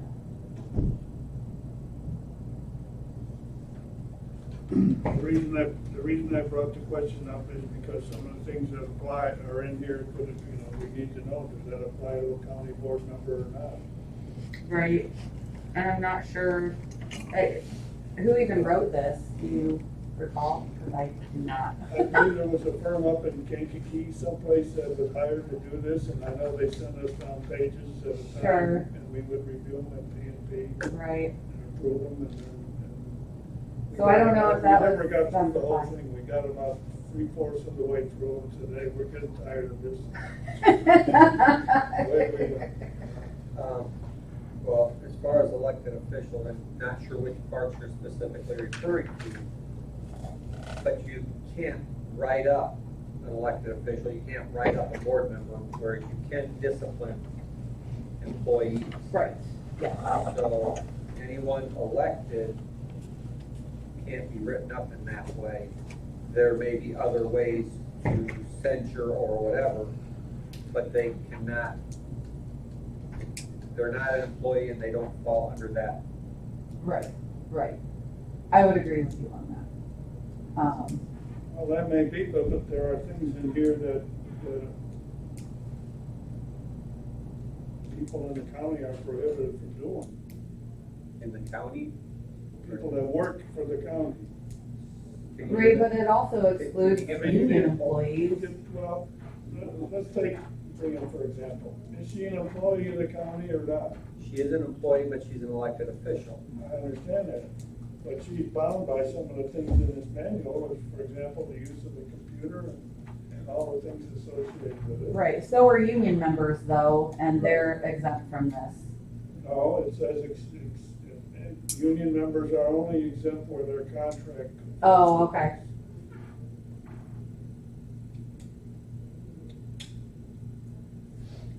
I think it's, it seems to be a gray area with a lot of, particularly in the case of the county board members Sure. about some of these things, and that's one of the reasons I brought that up. Right, yeah. County board members, by and large, are not using county computers. They are on the county email, but a lot of the reason for the policy for the use of the computers is that they don't use them for personal use or allow malware to get in. And that then is not so much a problem with, since we're not on county computers, if we're using our personal computer to access emails, then that's a degree of separation. I have a county computer in my office. You're the only one. Am I a loose cannon? You are. I mean, That- there's I- other, I just use computers as an example. There's a number of other things in this manual that county employees are subject to. And I'm wanting to know. I don't know why you would exempt all elected officers of the county anyway. Because the board does not have the authority to limit their job. Their job is already specified in the state code. No, that's not correct. We cannot tell Ann how to run her office. All we can do is control her money. That's not what we're talking about here, though. So what then are you? This is a personnel policy manual. Okay, Personnel, to me, apply, we're all personnel. If you're an employee, you're a personnel of the county, aren't you? What do you say, Tim? I think your vice chairman is correct. So the county, this is a county board document, and to the extent that the county board can control whoever falls into that umbrella, you can write a policy, but your elected official can say, thanks for sharing, but I don't need to follow that. Unfortunately, I mean, county governments are created to be dysfunctional families. But if that's the case, why do we even have this manual? Because you have a whole bunch of employees that do work for the county. And while she's an elected official, her employees, are they union? Some of them. So, there's still going to be, everyone in this family still has to abide by state and federal protections. And so the county should have policies and procedures that affects everybody. So if she's willing to say, I'm going to accept that, that's cool. And if the highway department says, we're gonna do that, that's great. then you have like Jill's department where they are all directly employed by us. Correct. I understand all those things, but I think there's other things in here that affect the elected officers as well, and I don't see where they're covered anywhere by those. That's the reason I'm asking the question. I guess without knowing specifically which, maybe we just have to individually. The one example I gave was with the computers, but if you go down this list, you'll see a number of things in here. I realize that the county board doesn't have any authority to discipline any elected officer or anything of that sort. And there's a number of other things in here the same way. So the question is, are we giving them a blanket exemption from everything in here, or are we going to be exempting them from certain things only? Do we need to identify those things as we come to them. I guess that's kind of the, I mean, my question about county board members has to do with the fact that, yeah, there's really not a whole lot that governs their conduct either. And I sometimes get concerned about some things that I see going on, or have seen. And I think we can all testify to that, but nevertheless, if we don't have something black and white, I mean, that's why we have things in black and white, so there's something to refer to. This is our code, this is our guide, this is what we go by.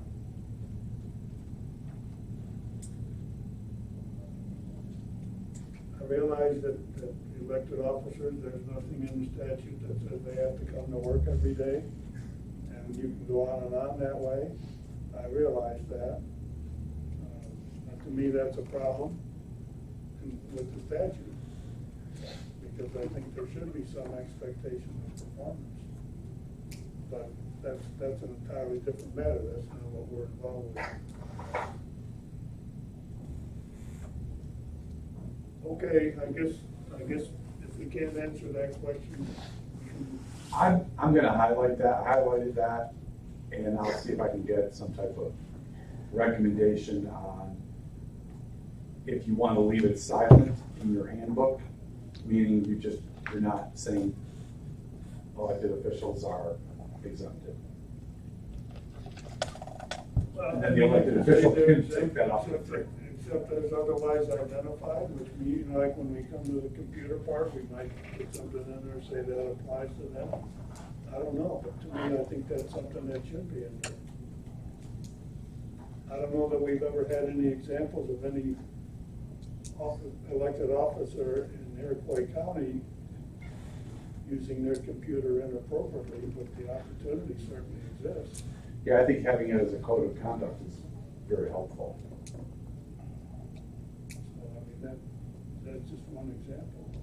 Well, and it also would give an elected official the opportunity to tell their people, this is the policy. And whether they choose to thoroughly enforce it or not, at least it's there. And actually, that's a gray area too, I guess. Brian may not be covered by it, but her employees are. Correct. And there's a lot of things that are always left up to the department head to specify, you know. And it's important for you to have policies, because while she's an elected official, her employees will have the same protections that are given to them by federal and state statutes, and they work for the county, so the county still has the checkbook. So if somebody there sued for sexual harassment, the controlling document would be the sexual harassment policy. And so you can't opt out of a lot of, if you're as an elected official, you don't get to opt out of mandated statutory things. And that's where this personnel handbook becomes very important. And even there's another example. If the officers are, if she's exempted from that, she can engage in sexual harassment. Can't statutorily. Can we stop using me as an example? All right. No, I prefer the way it was before. Although I may want to go work at Reno. So if the head of our Parks and Recreation, which we have there, was to do something. Right. Yes. Why don't you look into it and let us know, okay, so we can move on here. We've got a lot we're trying to get done here and so forth. So. On page 3 and 4, we have some new pages that need to be added that should not, if you have a copy of the book just printed out by Amanda, you probably have them, but my book doesn't. My book only goes up to page 139. And there should be to page 145. Right, so I need those new pages, and some of you that have a book from before probably need them also. sure need to do. Yeah, I've got that. I can get it up, I guess.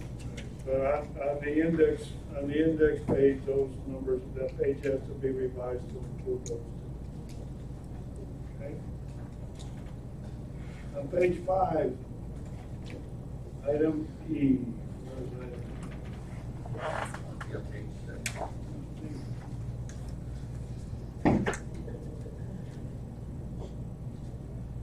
Yeah. Item E, on page 6. The responsibility of the employee to forward all bills for medical treatment received on a claim to the county board office as soon as they are received and forwarded to the insurance carrier.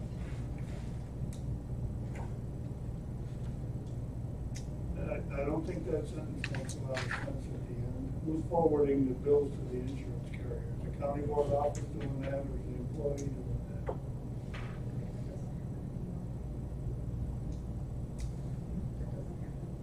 We don't forward the bills to the insurance carrier? What do we do? It's all handled between the employee and the insurance carrier. So they don't bring the bills to you? No, we're not in the middle of that. So that just needs to be over. So it should say that employees should forward all medical treatment to the insurance carrier. Or you just omit that, letter E altogether, right? Yeah. Okay, well, if they know they're supposed to send them to the insurance carrier, I guess that makes sense. We can eliminate that. Everybody good with that? Are you good with that, Charlie? Shutting up. Okay. Page 7 is the incident report. I did not have anything on that page. Does anybody have anything that they want to comment on that page? Is this used? Yeah, Okay. it should.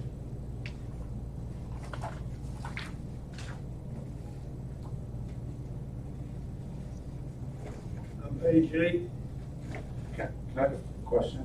go ahead. Oh, sorry. There's, I'll be quiet. You go to page 8. He said, go ahead. Go ahead. I'm sorry. Okay, on page 8, the only question I had was we're asking for the employee's social security number. Is that appropriate in this day and age?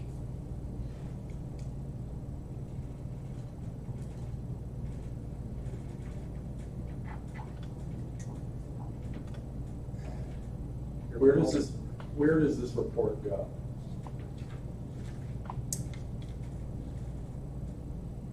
Do you forward it to your agent? Rhea, what you, What happens is whenever there is a injury or illness, the clerk's office reports to the workers' comp insurance. I believe they have said that they needed the social in the past for any type of payments that are made. Does that sound correct? Or, Yes. so we do get all of that information because it is something that we have to report on the IL form 45 to the workers' comp insurance. Okay. That's good.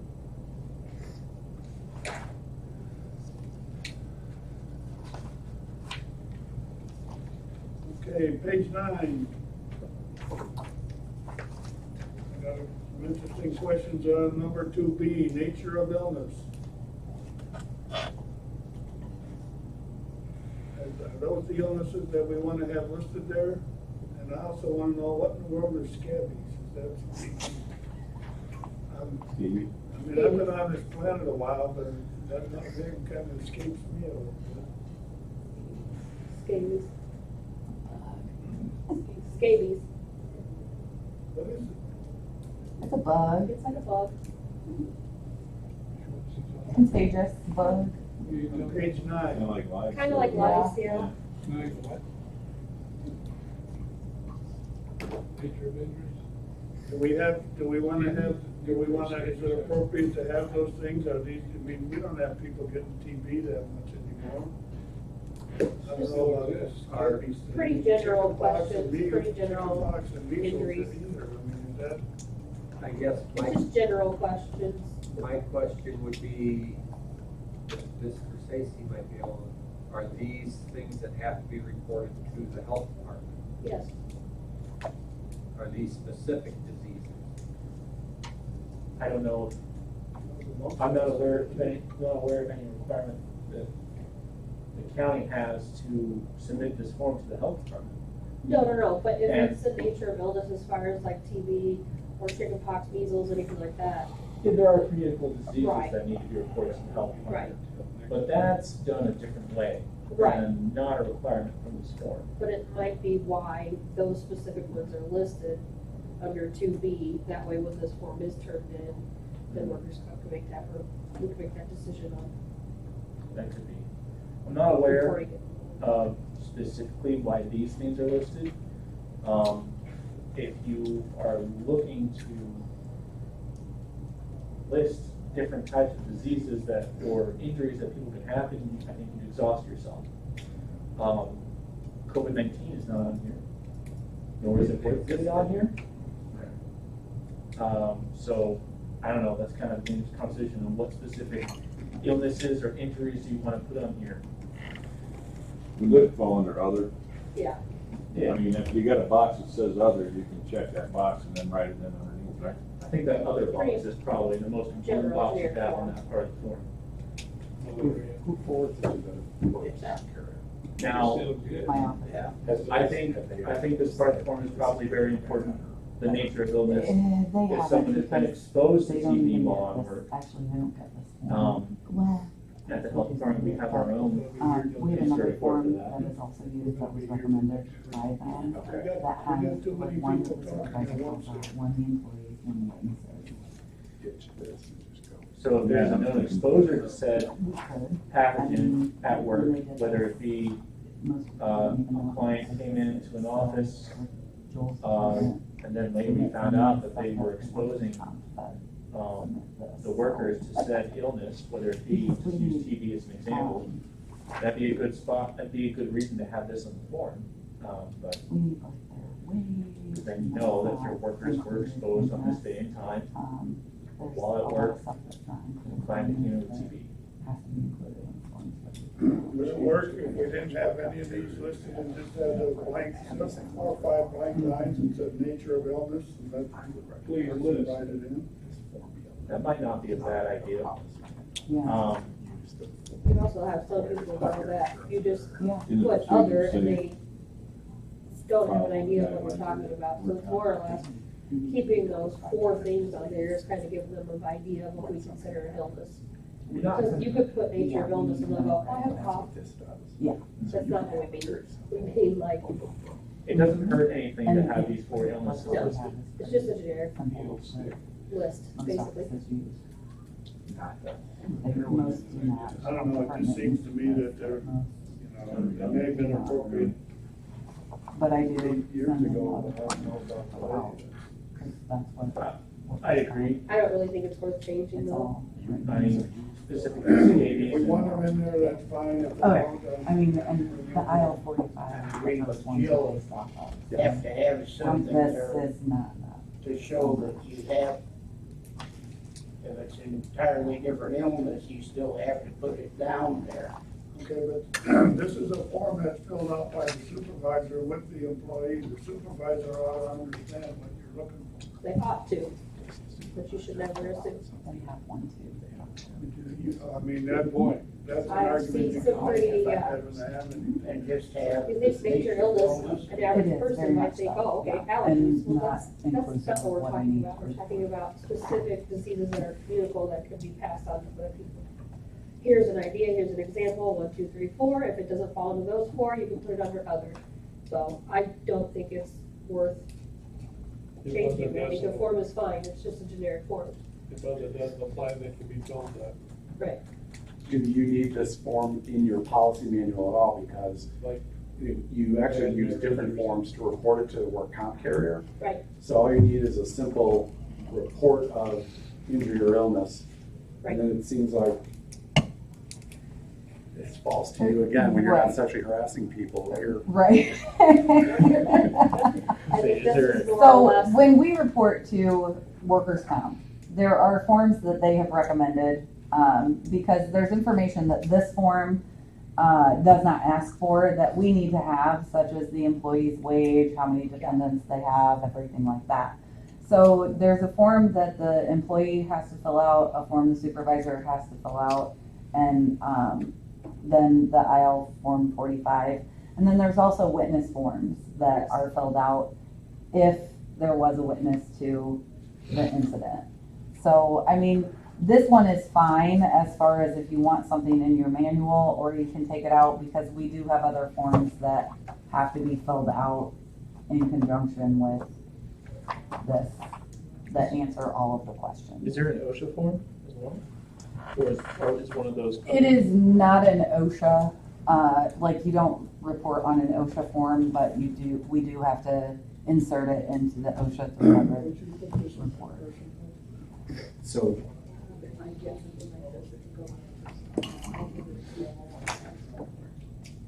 so you could, in your policy manual, say that an employee needs to report to their supervisor within X amount of time using the form recommended by your work comp carrier. Perfect. And ditch this. Mhm. So she would get any kind of workers' comp claim info. Well, Well, that's already I'm been into a familiar with policy, and workers' it should comp, be but, reported. I mean, that's a to the little assignment different after than if duty. you're talking about not only covering medical bills, but salary, or you can be, I mean, that's. That's a little bit different. The only question I have with this is if this is something that has value to be either included in the employee's personnel file or in some other record of that type. Amanda says she's never gotten one of these from anybody.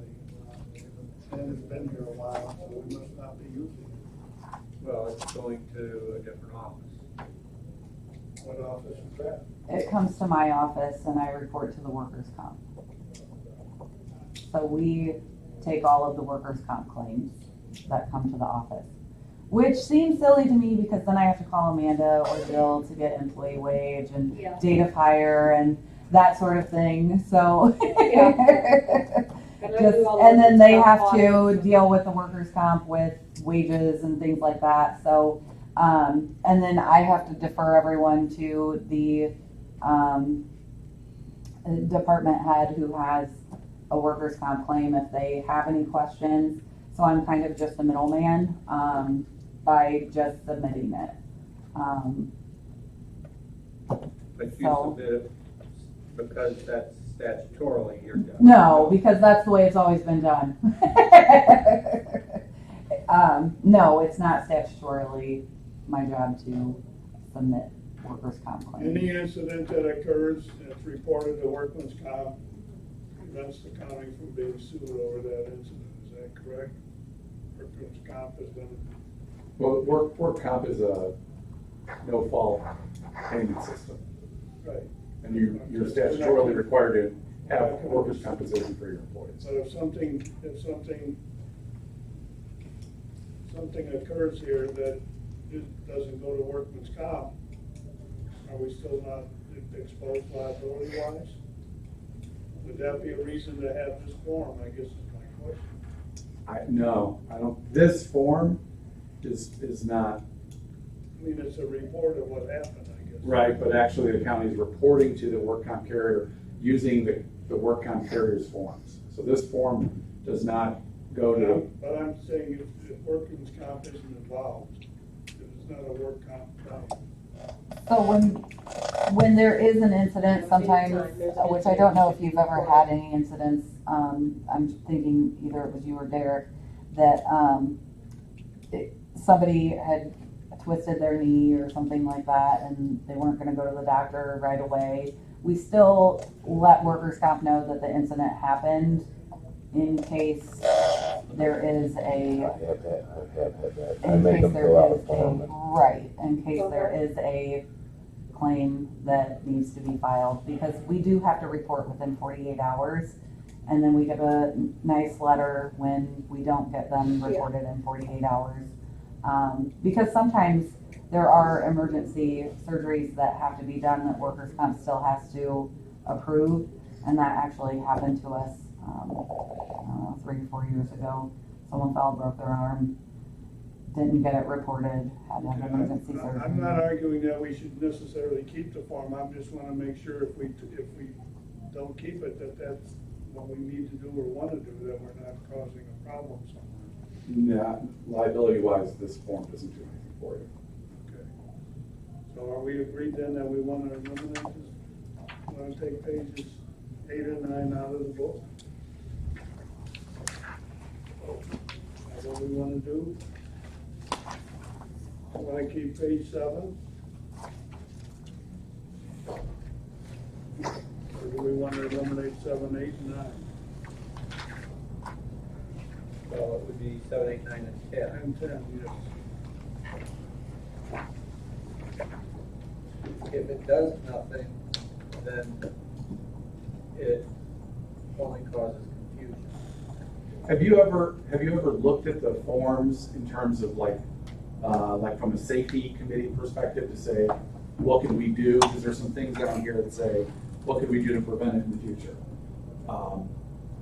If you wanted to do something like that, but I think you could use the work comp forms even for that. That wouldn't be a bad idea.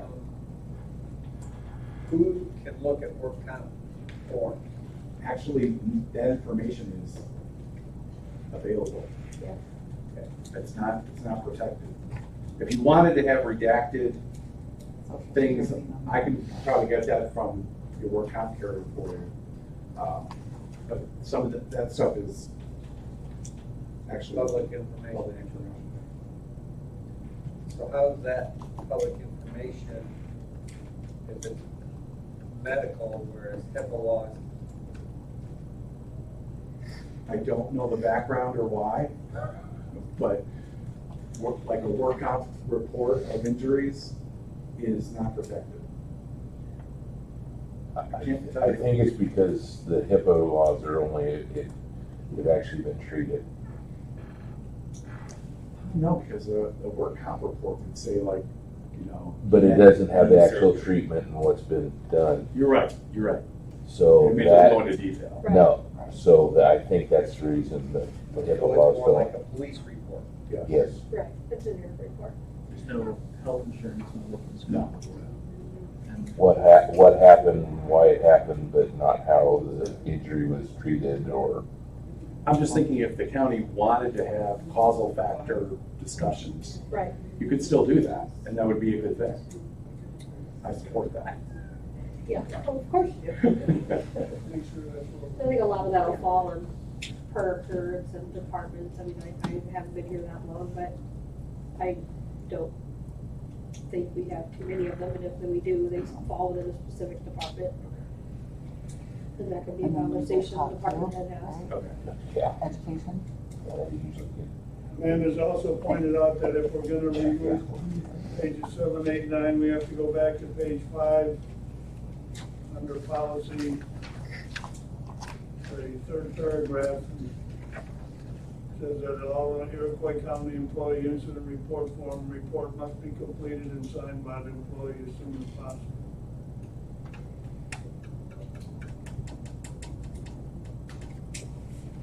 So we either have to remove that paragraph, or we have to maybe substitute it with saying work. What paragraph is that again? Page 5. Page 5, what? Under policy, Paragraph 3. paragraph 3 under heading 2 policy. And your other county report form must be completed and signed. But you don't need this whole report, you just need some type of report. Right, like, we So have should we just provided change it? all of the, departments, and this was several years ago, which I can send them out again.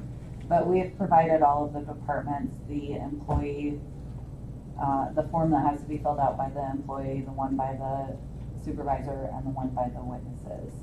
So I can send those all out again. And I can make sure with our workers' comp, carrier that those forms are still what they, would want us to use. because we have had the same carrier for so long. I know they haven't been updated or anything, so, I can confirm with them. So, and they can be called an employee incident report, and we can put them in the policy manual if you wanna do that. That's no problem, for the actual forms that we use, or that we need, I That should would make say. more sense. Yeah, Yeah, if you leave this in here and put in the actual reports you need, that makes more sense, and then everybody has a copy of it. And they run out, they have the ability to make copies. mm-hmm. Sounds good to me, because Yeah. again, this is really helping the department heads. and not- Yeah. So you're omitting pages 7 through 10 and replacing them with the workman's comp. Right. Pages 7 through 10. Right. I mean, in many respects, it would be good if we had all the department heads here at one time, so that we could. Sure, sure. I'm sure that's not possible. So we're gonna leave on paragraph, on page 5, leave that the same, Yeah, and put the workman's comp forms in place of 7, 8, 9. Yeah. and 10. Is that what we're all agreed on? How many pages are those forms, Brandon? I believe they're just 3 single pages, but I can't remember for sure. 'Cause it's So been a we while might have since- 7, 8, 9, and then no 10. Yeah. which is fine, I can adjust the. Yeah, we can adjust the Right. numbers. Or you can just put them on that page, this page left intentionally blank, Exhibit A, then you don't have to renumber page everything. 10A. And they think they're talking about county board members. All right, I guess we can move on to number 11. Accommodation for employees with disabilities.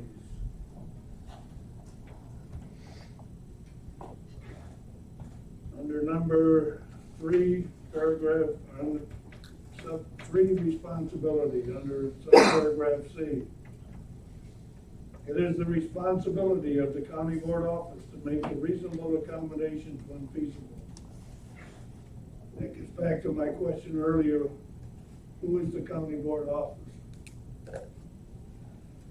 In the case of that, right there, making reasonable accommodations when feasible, I'm not sure what all that entails, but it could entail a management committee, it could entail.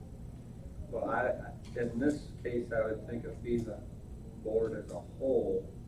Right, I've got what I have here, I just didn't have a chance to say that.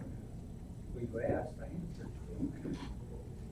The question is, who makes the decision as to what, I mean, when you say reasonable accommodations, who does it, who makes them available, or who makes any decisions in that way? Okay. What is the county board office? Here's a question for our guests. The bathrooms technically are not handicap accessible. Do we need to make all of them, some of them? No, it says to make reasonable accommodations. If there's a handicapped person, if we don't have something handicap accessible, are we making reasonable accommodations? So not every bathroom would have to be, No, there's separate What is a reasonable accommodation? so in terms of just the employee, I'm not talking public, so there's supposed to be what's called an interactive process where the employee is working with the employer to figure out what that is. That's what that says in here. And so the responsibility of the county board office, I don't think you want this as a county board level. It sounds like there'd be too many people involved. That would not be my go-to. Do you have is this the HR committee is this, or is there another HR committee? No. You could As far refer as, to as far as these policies go, this is it. But as far as if some modification is necessary in the building, then that might come to what we call our management committee. They're charged with that responsibility. But it says here that the county board office is gonna do that, and I'm just raising the question of who is the county board office? Well, many ADA accommodations would not require you necessarily to make physical changes in the building. You know, if an employee needed additional time to do something. I mean, that's the point of the interactive process. And then part of that interactive process is an employer can say, we can't do this because it's an undue burden on us. So there has to be this stuff going back and forth.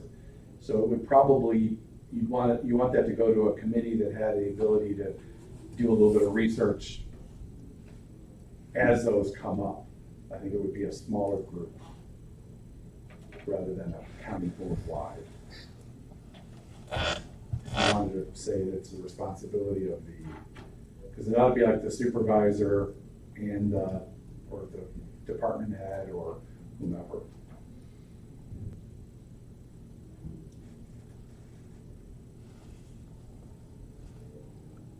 Well, even in that same place up in paragraph right above it, it says the supervisor is evaluating the requests and discussing them with the county board office. That's my question, who is the county board office?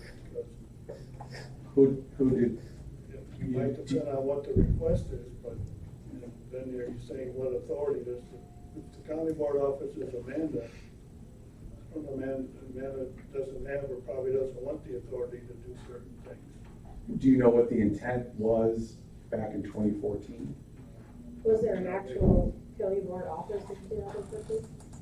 Just you?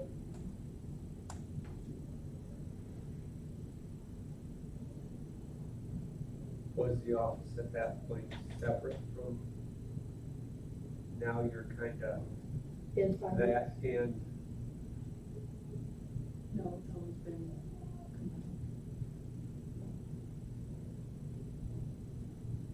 I don't know if before that it was, but that's. I think it Well, at was one to point- report to the administrative assistant, who then reports to the county board, who then makes the decision, Right, is what the county board office means. Because the administrative assistant used to be separate from, there wasn't ever a finance office, it was data processing. But, anyway, the county board office. Turn my head. Yeah, the county board office was considered report to Barb Whitty, who then reported to the county board chairman, who then reported to policy and procedure. because I know at one point you had said like you and Rod were in where Ida is right now. So Yeah. I'm wondering, I just wondered if they considered that the county board That office. is what it used to be, yes. Mhm. So essentially, county board office needs to be changed to finance office. the county board office didn't have the HR and Right. positions combined with it. I think this comes out of a number of places elsewhere here. That's why I brought the question up at the beginning, is that maybe we need a good definition there, or maybe we need to have some clarification on different ones as we come to them, but. yeah, cause it could be that in Or just different get rid of the word office situations, altogether. I didn't hear that. I said, or you could just delete the word office altogether, it would be the responsibility of the county board or county board chairman, either way. Either that or just have it clarified at the beginning what the county board office is and what Brian and even Amanda have said. Right, But this comprises the county board office. right, But as we go through it, individual cases may be that maybe different. this needs to go to this, and this needs to go to this. Well, there are some in here where it says that the administrative assistant will do this, whatever that might be, so it's specifically identifying something, which I think is good. But when it, just to me, when it's just county board office, that's kind of a term that needs a little clarification. obviously, I think the administrative assistant is involved in there, but does that also involve or include others with the county board, so. It depends on the situation, but it certainly could. Maybe if you wanted to find county board office, it would be county board office consists of the county board chairman and those people he deems necessary. Because no matter what, he's gonna have to be involved. And in one situation, it may be necessary to have HR, in another, it may be necessary to have, you know, our Parks and Recreation chairman, you know. So, In some instances, there may be a person with disabilities that wants to, you know, this has to do with an employee, but, you know, I can see where there might be some temporary situation where an employee, maybe they broke their leg and they need a wheelchair to come in here, so she knows where the wheelchairs are, and can get a wheelchair, but the chairman doesn't know that. no, But if there's but physical But change you in the would building to accommodate somebody, whatever that could be, then I think that goes beyond the scope of what we want the administrative assistant to be doing. that's where you would need to be included by having it be you and whomever you deem necessary, then you can assign it to Amanda, or you can assign it to management committee or whatever. Okay, but if Joe Blow, the employee, breaks his leg and she gives him a wheelchair to use for 2 weeks, I don't want her to come in. Joe Blow's using And keep in mind that your personnel manual doesn't mean that it's actually a procedures manual. Right. What goes on behind the scenes, whatever processes you have in place for where it goes, the employee, all this has to do is to tell the employee to whom do they go to make an ADA request for an accommodation. Their supervisor, their manager, etc. You can leave county board out completely. Yeah, so for, under responsibilities of A, responsibility of the employee to notify the supervisor of any need for reasonable accommodations, and then B goes on to say, department head or supervisor then will evaluate the request for reasonable accommodations and discuss with, you can take out the county board office and just put accommodations and report to the county board chairman if you want. That way you're aware of it, and then you can make the executive decision on what you want to do as far as have Amanda handle it, or if it needs something to do with policy and procedure, or blah, blah, blah. Same thing with C, it's the responsibility of the county board chairman to make the reasonable accommodation, or to make the decision on what accommodations are feasible. He's saying there's certain things that he doesn't want to have to deal with that Amanda can just deal with. Right, and then he could go, you know, if it gets reported to John, he's gonna go, yep, I'm not dealing with that. Amanda, take care of it. End of story. But either way, he's informed and he can make that decision. Any of those things are fine, I just want to get it clearly stated here so there isn't confusion on the part of anybody that's involved with this, that's all. So I would suggest changing B to say, you know, reasonable accommodations and report to county board chairman. And then go down to section C and say that the responsibility, or the county board chairman, you know, will make the decision on, case-by-case scenarios. Okay. Did you get that? And then the change of the procedure, county board chairman will ensure that the reasonable accommodation is implemented.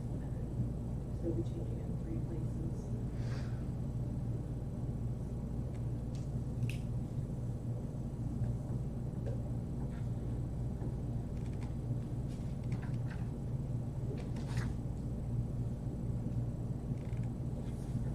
Same thing on that same page, under procedure, then the same change needs to be made under item B. Okay.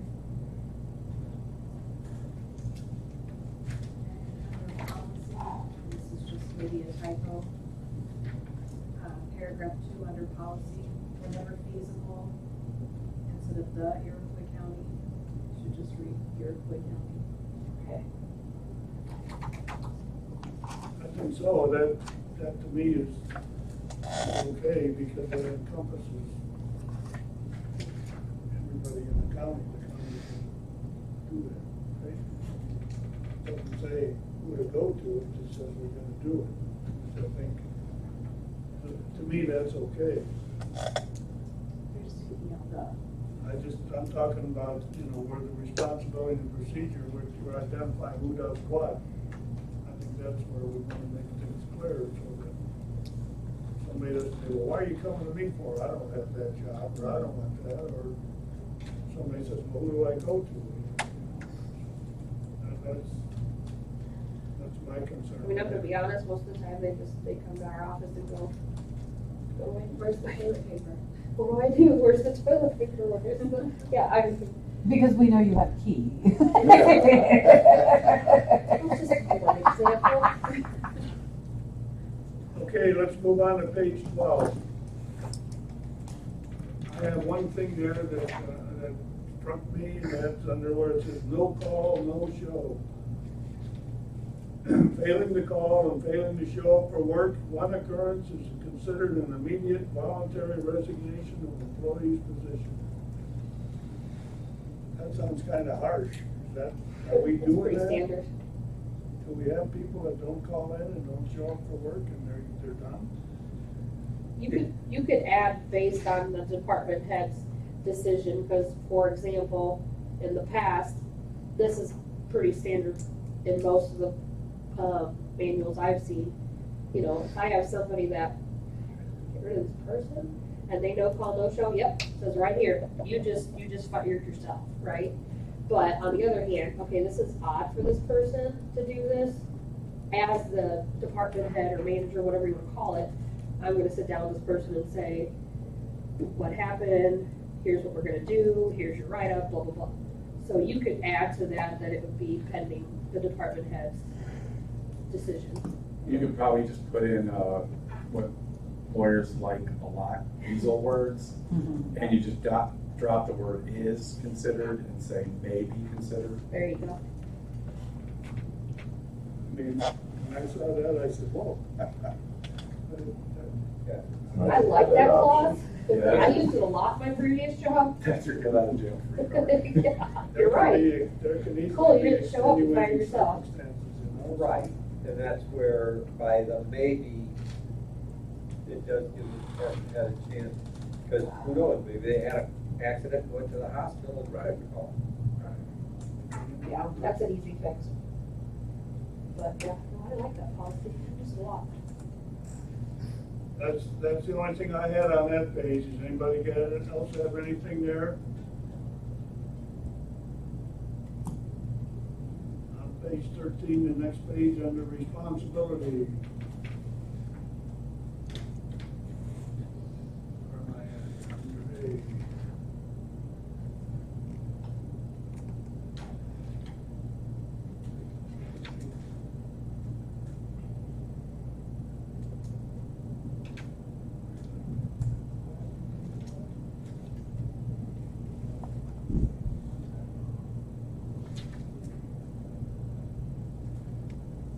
I guess my notes here aren't right. I did, under procedure, we got these blanks down there. I guess the question I had there is, don't those blanks need to be filled in?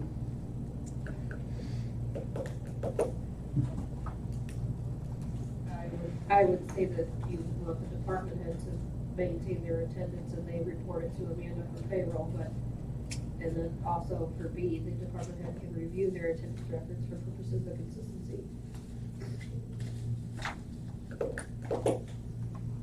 Okay, The department has to report the hours to payroll. I'm gonna put department heads under A and B to fill in those blanks. Okay.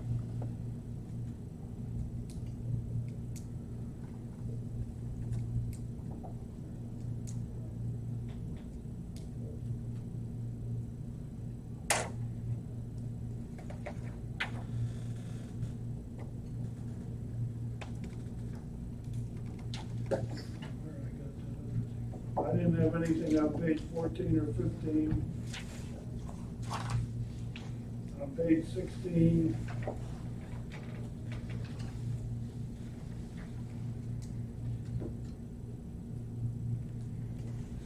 I guess my question about that whole policy is, are we doing that? There was actually an amendment in 2018, the Illinois Nursing Mothers in the Workplace Act, which says that prior to these recent amendments, the act provided for unpaid break time to nursing mothers. The amendment changed that so that you have to remove unpaid. Okay, You can still give reasonable break times, but they must be paid. And you may want to insert that per the Illinois Nursing Mothers Act, this this is for a child's first year. So, this isn't, as an employer, there's a limit to how long that. okay, I guess my question centers more on, in this building and in the highway department, do we have a facility or a place set aside for this? I know they do at the courthouse. Do we have facilities here in the admin center? Nothing specifically, because it can't be a restroom. And I believe it has to have a sink, if I recall, when they were discussing at the courthouse, but I don't know that part for sure. I know they found a place at the courthouse, I haven't been in it, so I don't know exactly what it entails. But if we don't have a place here in this building and then we have it in this policy, then it says we need to get it done, is that right?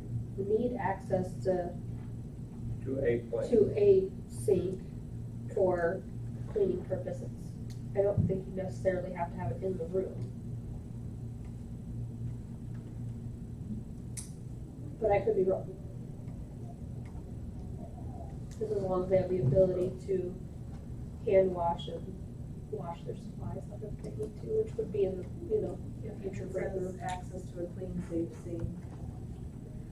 And we have, plenty of them. We have plenty of those. But my question is, are we doing this, or do we have a place to do this to set aside? I mean, We could probably You develop can a include it in break your new area. break room area, yeah. And if we have to actually build a room they can go into to be separate from the break. Maybe it's something we need to take, I mean, it may not be part of this manual, but maybe it's something that we need. Okay.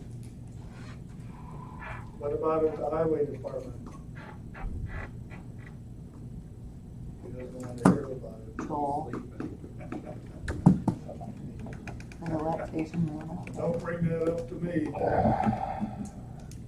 Yeah, I mean, yeah, we've got the break room. Yeah. That would work. It's In got- other words, if you had this situation that. We could handle it. Yeah. If we had it. All right. Yeah. To me, it's, if you have an employee that gets in that situation and you can't accommodate them and you got it in your manual, it might make people a bit annoyed about it. Yeah, no, we can accommodate that. All right, moving on to Wait. page 18, bulletin board. Just the word unpaid has to be removed. Right. Yes, Okay. yeah, I got it. Andrew's got that. And then per your suggestion for the Illinois Mothers Nursing Act for children in the first year. Yeah. Yep, I got it. Great. On page 18, it talks about bulletin boards. My question is, who has the authority over the bulletin boards? Does the county clerk have that? No. No. But, I mean, You There aren't- use it, but you don't have authority. there aren't any locked bulletin boards where people, I I mean, was some, under the understanding that if somebody wants to put something on a bulletin board, they come and ask you for approval. there are sometimes that people will do that, but I don't, I do it. I mean, like you said, sometimes people will do it, but, there's stuff up there that I didn't say people can put up. I mean, I don't know. I think at one point in time, the one down the hall might have locked, but it has gotten changed and doesn't lock anymore, but,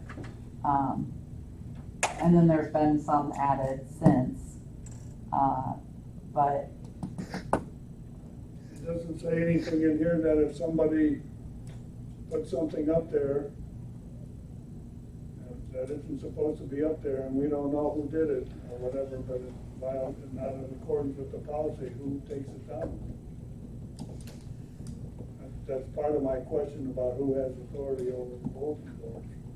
Well, it says employees are not permitted to post notices on Iroquois County bulletin boards without prior approval of department head or supervisor, so any department head or supervisor could pull it down. yeah, Working for me. yeah, I mean, I think that spells it out. I guess I haven't really seen a lot of stuff that's put on the bullet, but there's not a lot of demand for people putting stuff on the bulletin board. Right, I understand, but Yeah, so I guess as long as it says that the department head. if you think it's fine the way it is, then I'm okay with that. I'll just make sure my employees don't wanna put anything As on. long as the strip joint's not putting stuff out there, we're probably okay. Yeah, Okay.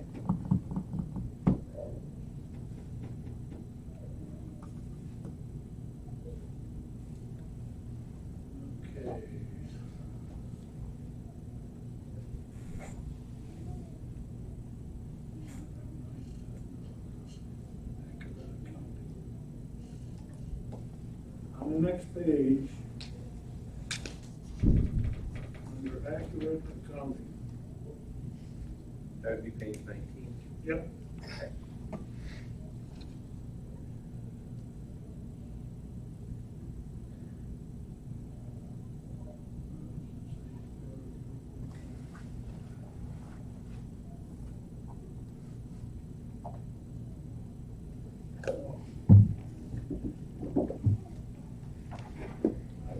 I guess I'm talking about it, in the first paragraph under accurate accounting, at the very end, it says, other than that specifically authorized by the Iroquois County. Should it be the Iroquois County Board?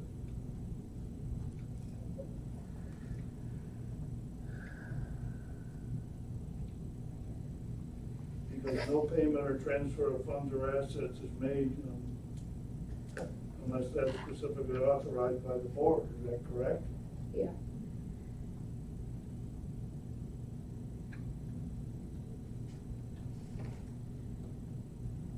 I mean, you have your own checking account, Brian, is that authorized by the county board?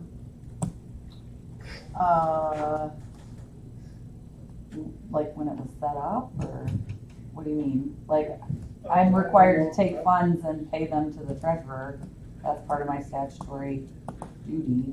I guess the question is, at the end of that sentence, it says authorized by the Iroquois County. You couldn't just go out and open an account and just put money in it and start using it. It'd have to go through Right. the appropriate channels, such as getting it set up by the finance office, and then, all of the cash deposits would go through the treasurer's office. She sees all of those receipts. And in order to do that, it has to be approved, just like everything else, like we approved, the new funds for the state's attorney and the, probation office last year. Okay. Even though they were statutory, it still got approved to county board. So my question is, should that last sentence at the end there say authorized by the Iroquois County Board? Yeah, we could add the word board, yes. I don't like the first part of that sentence, and how it, no false entry shall be made. And, well, it basically is saying the board can authorize, to put false entries into stuff. That ain't right. If I'm reading it right. Well, you could make two separate sentences, that semicolon there divides it up on those two different sentences, right? Where do you see the semicolon? In the middle of the sentence where right after accounts. Okay. Records or accounts, semicolon, and no payment. Okay, I guess I missed the semicolon. I read it as a comma. I'm not an English major, but to me, if that divides it up, then that's okay. I'd rather see a period there.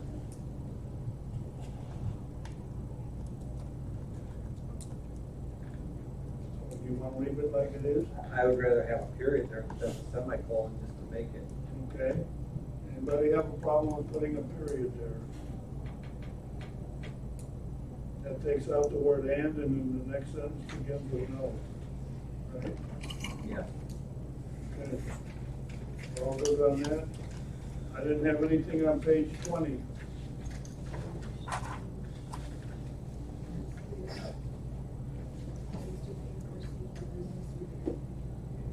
Where is it?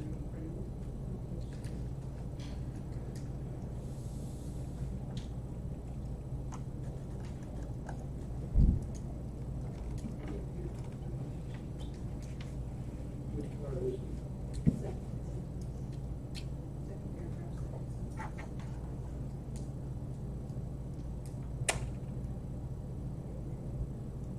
What do you want to change? Do you want to add the word?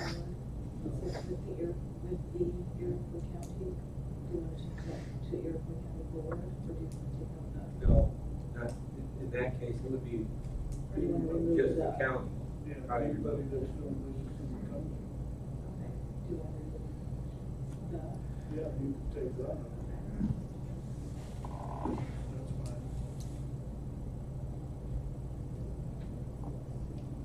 Now, do we get into, she's on page 20, the first full paragraph, not accepting money, or does that get into, board members getting campaign donations? Somebody that may in the future deal with the county? Or do we just not want to open that can of worms by discussing? Same thing applies, we said that the officers are exempt, that's the question I thought earlier. Board members still have to follow all the ethics statutory.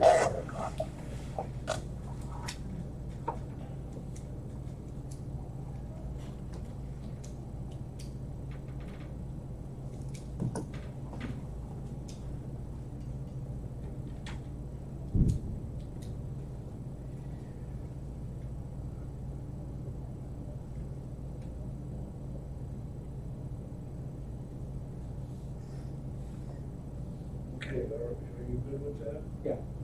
Page 21. First paragraph.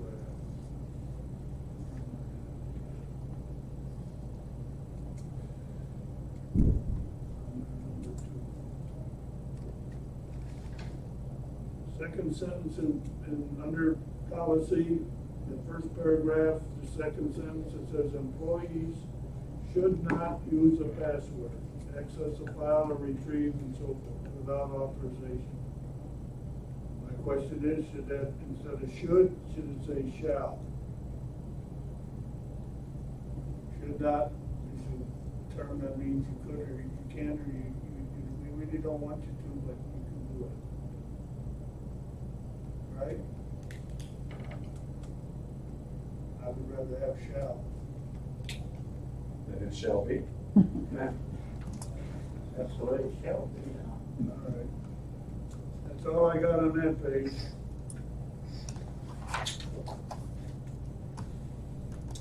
Page 22. Third paragraph.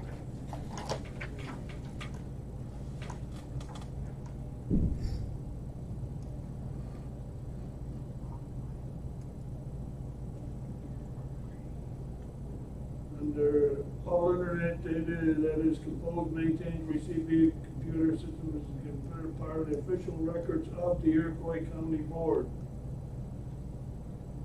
It should just be of Iroquois County. Right? So we take board out and the.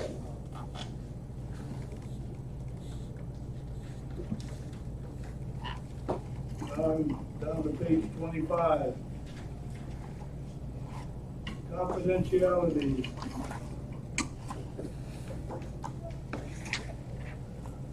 Under responsibility,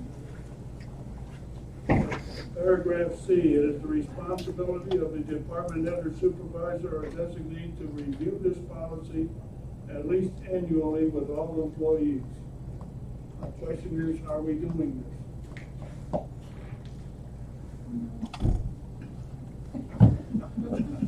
Only when there's an issue. Right, if there's an issue, but, we give them the copy of it, it's in the office, available for anyone to look at any point in time. We can remind them to go over it, but I don't go over it annually, but I haven't been here for a year yet, so. Nice cop out. Yeah.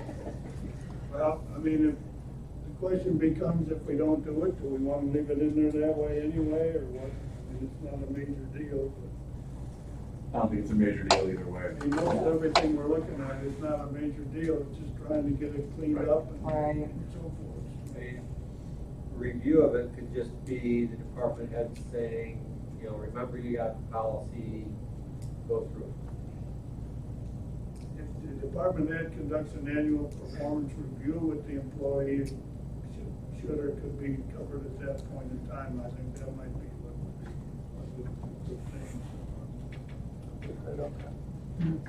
Okay, page 26, number 2 on policy in the last paragraph. Oh, it says Iroquois County Board President. We don't have such a thing. We have a chairman. And number 3 under responsibility is the same thing. It says, first paragraph A says Iroquois County Board President. Both of those should be changed to chairman. Then I go to page 28.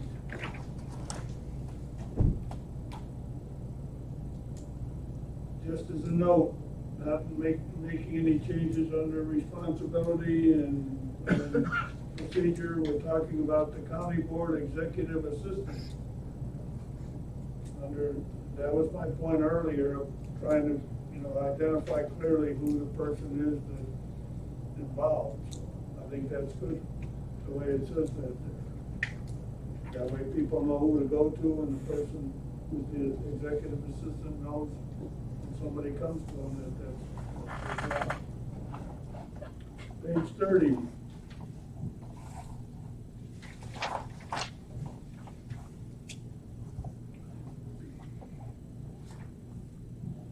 Item B, at the top there, it says, call the county's recorded message line for instructions. Do we have such a thing? Jill's shaking her head no. If we don't have it, we shouldn't have it in here, right?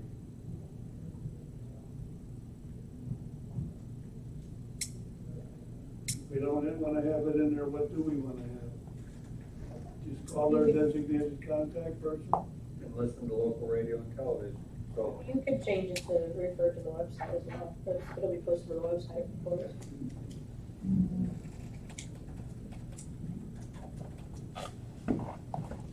So you want to, for B, you just want to say refer to the website?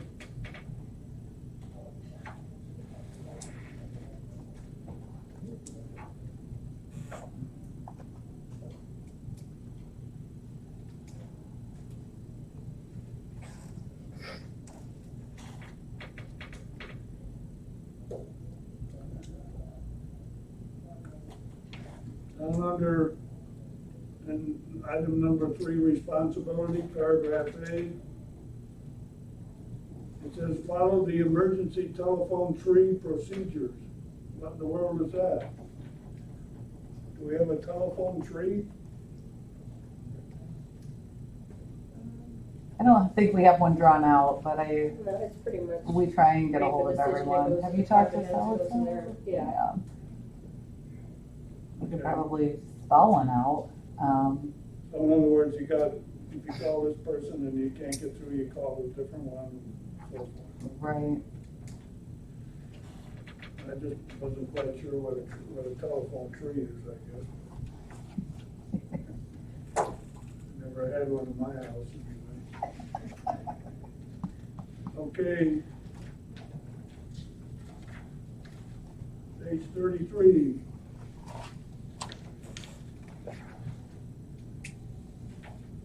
Talks about written warnings. I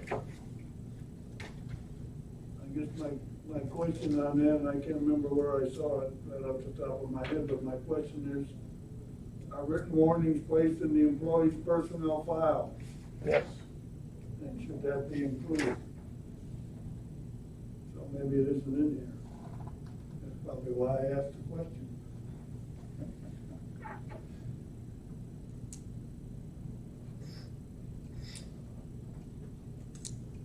Oh, sorry, I was reading. If I receive them, yes, then I put them in the employee's file. Okay. So should that be included in here?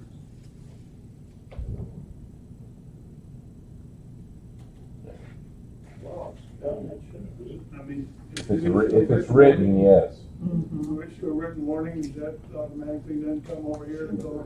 I keep my own personnel files at my office. I usually don't give her a copy. I've got it in my, A lot of offices will keep their own file themselves. And that's fine, I guess, is there some place in here where it should maybe say that? Under 4 procedure, on page 35, it says, employee will be given copies of any corrective action. Originals will be placed in the individual's personnel file. Okay, that answers that.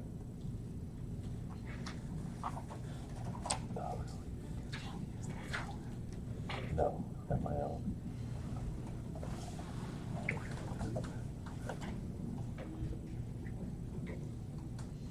Is this still the form that's being used? I haven't had to use those. We've never had to. So Joel, do you use the? I haven't form? since we came out with the personnel one, but I do have written. Former employees, I don't think anybody that's currently there has any. So yes, the form that's here, we can use. We can use that. Not really dying to have to use it. but-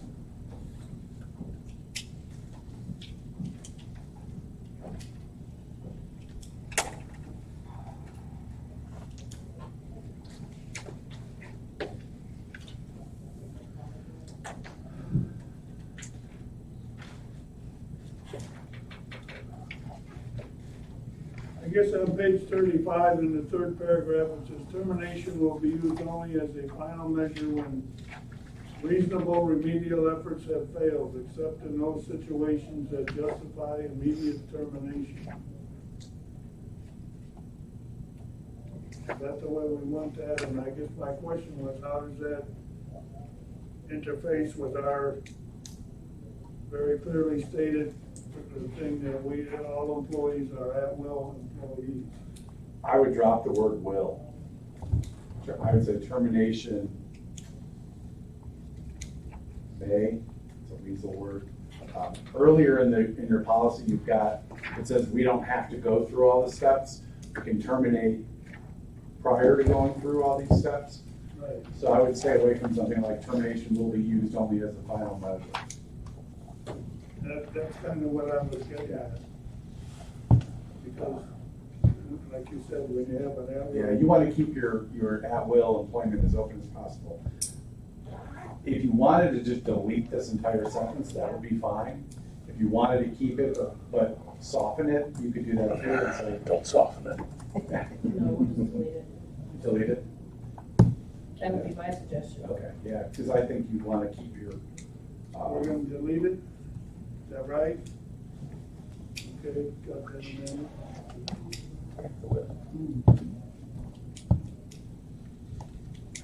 Now, my last one is on page 40. Under procedure, number D, all Iroquois County owned equipment and property will be collected. My feeling on that is, yes, we want to get all Iroquois County property back from the employee, but should we include with there something like before the final paycheck is issued? Can't legally do that. You can't do that. If we don't have something like that in there, where's the motivation to return the equipment? Can't withhold pay. No, you can't withhold pay. What? You can't withhold pay. Well, what can you do? You send them a bill for unreturned county equipment. That's about it. Your hands are kind of tied with withholding pay. Replacement File step charges. So I get real nasty. payable immediately. I mean, if they take home a county Yeah, I mean, you could truck always and move don't that wanna up from bring state it back, attorney, they but file step charges. Right. No, I was thinking if the county engineer takes one of those semis home. I got one, wow. Okay. If we can't do it, then I guess we can't do it. Here's where I see that you're talking about where it notes the county board office. It's the responsibility of the county board office to ensure accrued vacation time is paid out. To me, that would be finance office or whatever, relate, or, refer to. County board office notes the accrued vacation time to be paid out with the final check. I guess It's the not really reason, the county board office that does that, it would be the finance office. I guess the reason I didn't make a note was because I know you're doing both Right. yeah, jobs. I don't know that it matters, I just, I'm seeing where that, yeah. there's Well, that can you line confuse it? between word and confusing. Well, So- again, it's my intention that you gotta be consistent throughout this whole thing. Right, But I like that we're all done. so I don't know if you just want to change that to finance office. Or if you I want would to be leave a it good cost. as county board, Yeah. it doesn't matter. It's looking like county board office was used to generically say the county. Right. Right, And so it applied to whichever appropriate office. Sometimes when you don't know what else to do with something, you dump it on the county board office.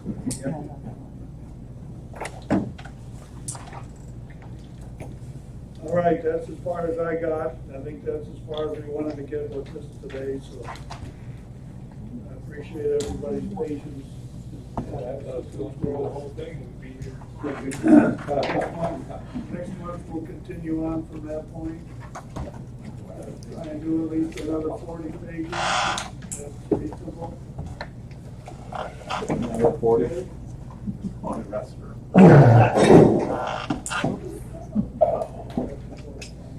I don't have any appointments. We'll get this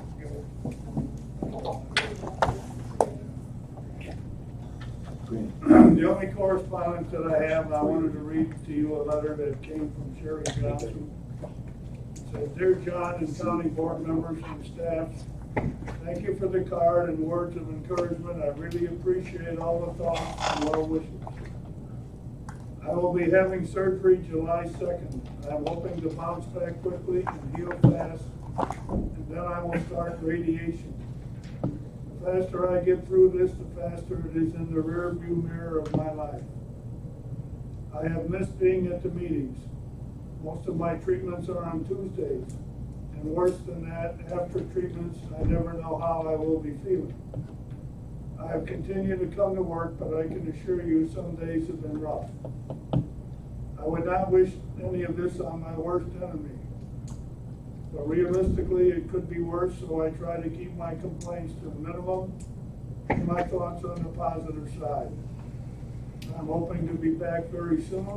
I wish all of you the best and encourage you to work together for the best outcomes for Iroquois County. Stay healthy and stay strong. Signed, Sherry Johnson. I guess to that I would add, for those of you that are so inclined, since she's going to be having surgery tomorrow, if you would remember her in your prayers and whatever, I'm sure she would appreciate that very much. That being said, that takes care of the correspondence. I don't know of any claims that we have today. Is there any old business to come before the board? Seeing none, is there any new business? Is there a motion to adjourn? Mr. Bard, is there a second? Mr. Ross, all in favor of adjournment? Aye. We are adjourned. Again, thank you very much for your patience. That was fun.